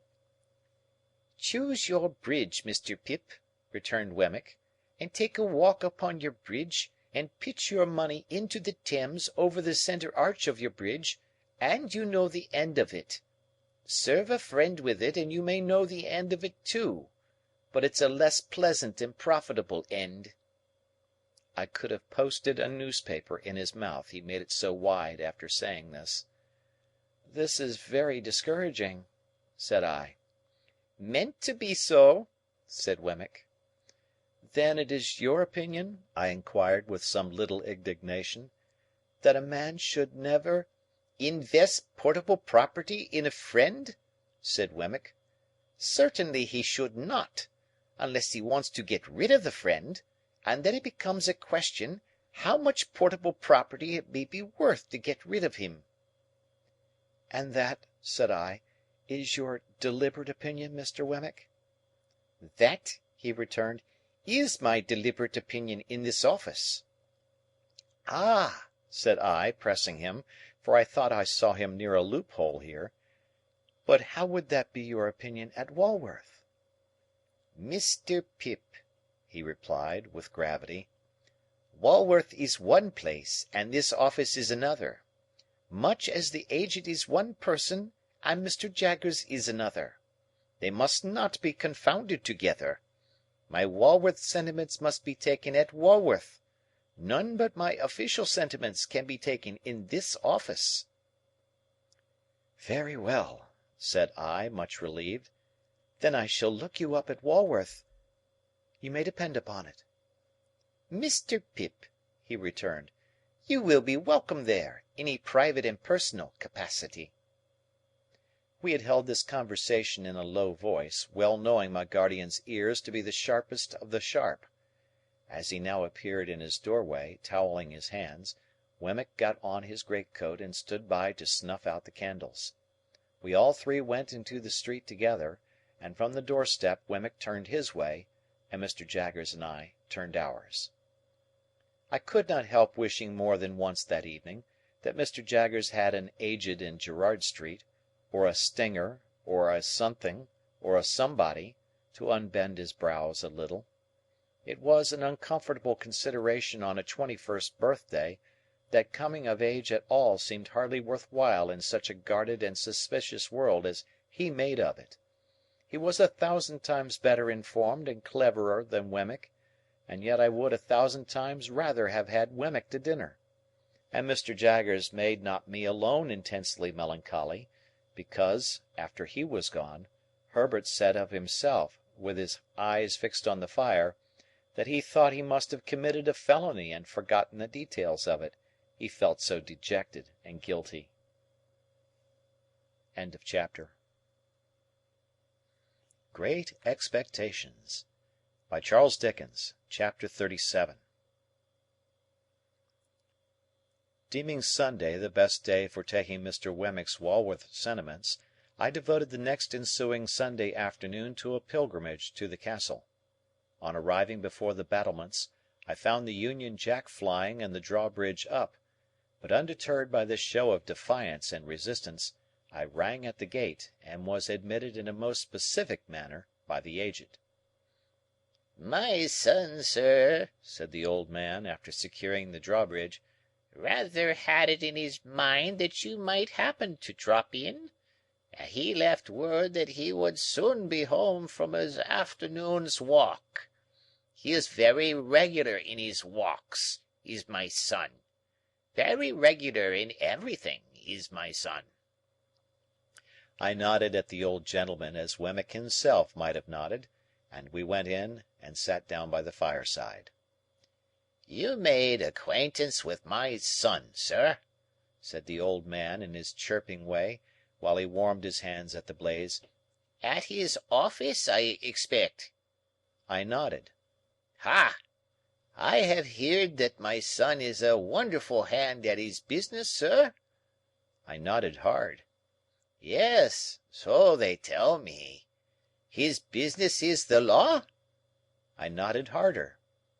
"Which makes it more surprising in my son," said the old man, "for he was not brought up to the law, but to the wine coopering." Curious to know how the old gentleman stood informed concerning the reputation of Mr. Jaggers, I roared that name at him. He threw me into the greatest confusion by laughing heartily, and replying in a very sprightly manner, "No, to be sure, you're right." And to this hour I have not the faintest notion what he meant, or what joke he thought I had made. As I could not sit there nodding at him perpetually, without making some other attempt to interest him, I shouted an inquiry whether his own calling in life had been the wine coopering. By dint of straining that term out of myself several times, and tapping the old gentleman on the chest to associate it with him, I at last succeeded in making my meaning understood. "No," said the old gentleman. "The warehousing, the warehousing. First, over yonder." He appeared to mean up the chimney, but I believe he intended to refer me to Liverpool. "And then in the city of London here. However, having an infirmity—for I am hard of hearing, sir." I expressed in pantomime the greatest astonishment. "Yes, hard of hearing. Having that infirmity coming upon me, my son he went into the law, and he took charge of me, and he by little and little made out this elegant and beautiful property. But returning to what you said, you know," pursued the old man, again laughing heartily, "what I say is, no, to be sure, you're right." I was modestly wondering whether my utmost ingenuity would have enabled me to say anything that would have amused him half as much as this imaginary pleasantry, when I was startled by a sudden click in the wall on one side of the chimney, and the ghostly tumbling open of a little wooden flap with "John" upon it. The old man, following my eyes, cried with great triumph, "My son's come home!" and we both went out to the drawbridge. It was worth any money to see Wemmick waving a salute to me from the other side of the moat, when we might have shaken hands across it with the greatest ease. The Aged was so delighted to work the drawbridge, that I made no offer to assist him, but stood quiet until Wemmick had come across, and had presented me to Miss Skiffins, a lady by whom he was acquainted. Miss Skiffins was of a wooden appearance, and was, like her escort, in the Post Office branch of the service. She might have been some 2 or 3 years younger than Wemmick, and I judged her to stand possessed of portable property.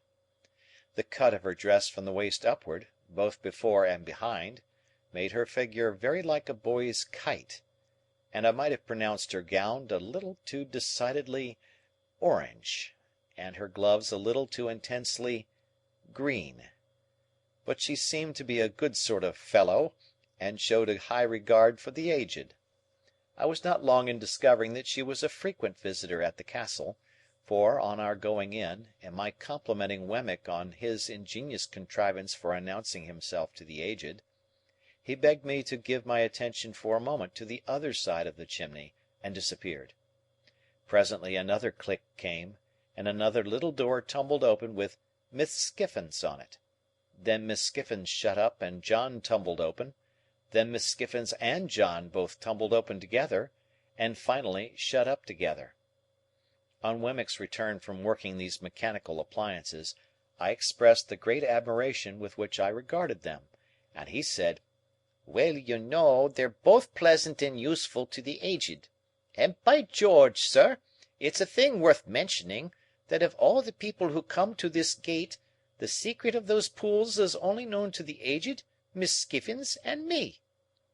"And Mr. Wemmick made them," added Miss Skiffins, "with his own hands, out of his own head." While Miss Skiffins was taking off her bonnet (she retained her green gloves during the evening as an outward and visible sign that there was company), Wemmick invited me to take a walk with him round the property, and see how the island looked in winter time. Thinking that he did this to give me an opportunity of taking his Walworth sentiments, I seized the opportunity as soon as we were out of the Castle. Having thought of the matter with care, I approached my subject as if I had never hinted at it before. I informed Wemmick that I was anxious in behalf of Herbert Pocket, and I told him how we had first met, and how we had fought. I glanced at Herbert's home, and at his character, and at his having no means but such as he was dependent on his father for, those uncertain and unpunctual. I alluded to the advantages I had derived in my first rawness and ignorance from his society, and I confessed that I feared I had but ill repaid them, and that he might have done better without me in my expectations. Keeping Miss Havisham in the background at a great distance, I still hinted at the possibility of my having competed with him in his prospects, and at the certainty of his possessing a generous soul, and being far above any mean distrusts, retaliations, or designs. For all these reasons, I told Wemmick, and because he was my young companion and friend, and I had a great affection for him, I wished my own good fortune to reflect some rays upon him, and therefore I sought advice from Wemmick's experience and knowledge of men and affairs, how I could best try with my resources to help Herbert to some present income, say of 100 a year, to keep him in good hope and heart, and gradually to buy him on to some small partnership. I begged Wemmick, in conclusion, to understand that my help must always be rendered without Herbert's knowledge or suspicion, and that there was no one else in the world with whom I could advise. I wound up by laying my hand upon his shoulder and saying, "I can't help confiding in you, though I know it must be troublesome to you, but that is your fault in having ever brought me here." Wemmick was silent for a little while, and then said with a kind of start, "Well, you know, Mr. Pip, I must tell you one thing. This is devilish good of you." "Say you'll help me to be good, then," said I.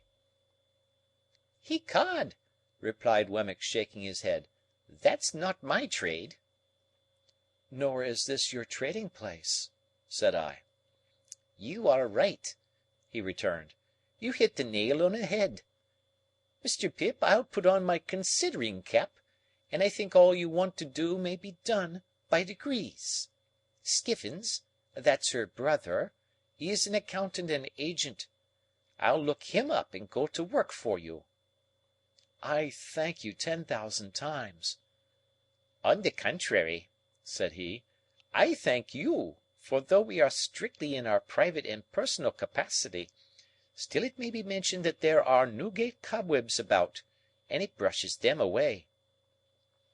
After a little further conversation to the same effect, we returned into the Castle, where we found Miss Skiffins preparing tea. The responsible duty of making the toast was delegated to the Aged, and that excellent old gentleman was so intent upon it that he seemed to me in some danger of melting his eyes.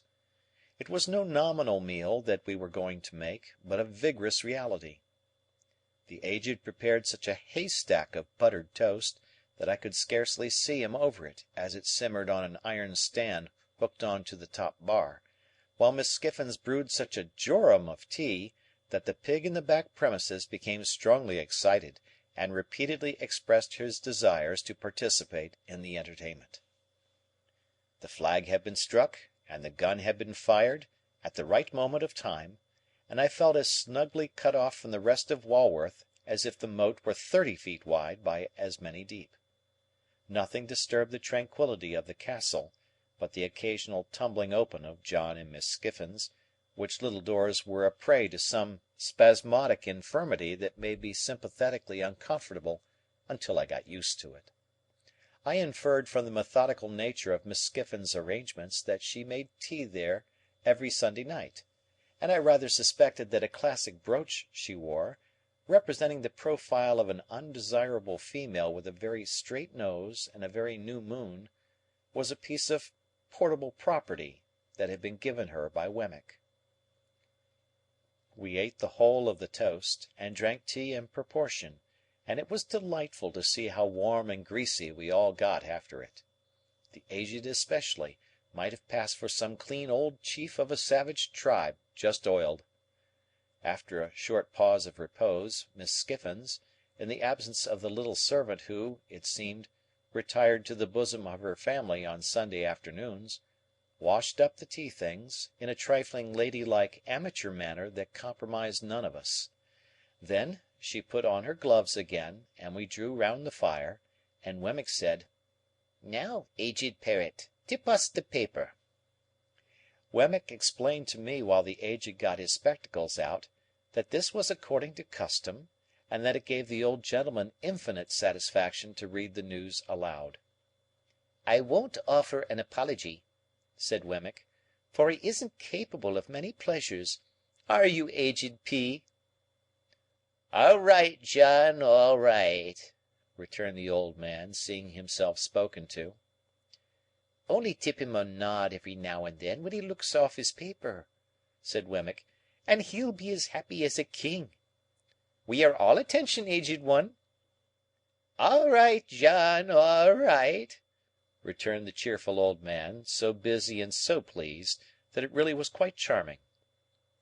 The Aged's reading reminded me of the classes at Mr. Wopsle's great aunt's, with the pleasanter peculiarity that it seemed to come through a keyhole. As he wanted the candles close to him, and as he was always on the verge of putting either his head or the newspaper into them, he required as much watching as a powder mill. But Wemmick was equally untiring and gentle in his vigilance, and the Aged read on, quite unconscious of his many rescues. Whenever he looked at us, we all expressed the greatest interest and amazement, and nodded until he resumed again.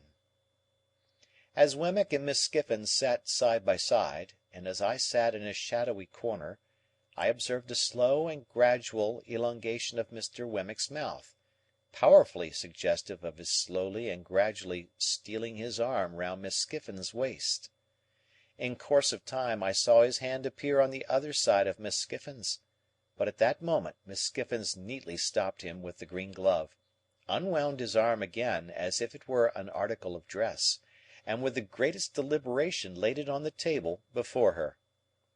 Miss Skiffins' composure while she did this was one of the most remarkable sights I have ever seen, and if I could have thought the act consistent with abstraction of mind, I should have deemed that Miss Skiffins performed it mechanically. By and by, I noticed Wemmick's arm beginning to disappear again, and gradually fading out of view. Shortly afterwards, his mouth began to widen again. After an interval of suspense on my part that was quite enthralling and almost painful, I saw his hand appear on the other side of Miss Skiffins. Instantly, Miss Skiffins stopped it with the neatness of a placid boxer, took off that girdle or cestus as before, and laid it on the table. Taking the table to represent the path of virtue, I am justified in stating that during the whole time of the Aged's reading, Wemmick's arm was straying from the path of virtue and being recalled to it by Miss Skiffins. At last, the Aged read himself into a light slumber. This was the time for Wemmick to produce a little kettle, a tray of glasses, and a black bottle with a porcelain-topped cork, representing some clerical dignitary of a rubicund and social aspect. With the aid of these appliances we all had something warm to drink, including the Aged, who was soon awake again. Miss Skiffins mixed, and I observed that she and Wemmick drank out of one glass. Of course I knew better than to offer to see Miss Skiffins home, and, under the circumstances, I thought I had best go first, which I did, taking a cordial leave of the Aged, and having passed a pleasant evening. Before a week was out, I received a note from Wemmick, dated Walworth, stating that he hoped he had made some advance in that matter appertaining to our private and personal capacities, and that he would be glad if I could come and see him again upon it. So I went out to Walworth again, and yet again, and yet again, and I saw him by appointment in the City several times, but never held any communication with him on the subject in or near Little Britain. The upshot was, that we found a worthy young merchant or shipping broker, not long established in business, who wanted intelligent help, and who wanted capital, and who in due course of time and receipt would want a partner. Between him and me, secret articles were signed of which Herbert was the subject, and I paid him half of my £500 down, and engaged for sundry other payments. Some, to fall due at certain dates out of my income; some, contingent on my coming into my property. Miss Skiffins' brother conducted the negotiation. Wemmick pervaded it throughout, but never appeared in it. The whole business was so cleverly managed that Herbert had not the least suspicion of my hand being in it. I shall never forget the radiant face with which he came home one afternoon, and told me, as a mighty piece of news, of his having fallen in with one Clarriker, the young merchant's name, and of Clarriker's having shown an extraordinary inclination towards him, and of his belief that the opening had come at last. Day by day, as his hopes grew stronger and his face brighter, he must have thought me a more and more affectionate friend, for I had the greatest difficulty in restraining my tears of triumph when I saw him so happy. At length, the thing being done, and he having that day entered Clarriker's house, and he having talked to me for a whole evening in a flush of pleasure and success, I did really cry in good earnest when I went to bed, to think that my expectations had done some good to somebody. A great event in my life, the turning point of my life, now opens on my view. But, before I proceed to narrate it, and before I pass on to all the changes it involved, I must give one chapter to Estella. It is not much to give to the theme that so long filled my heart. End of chapter.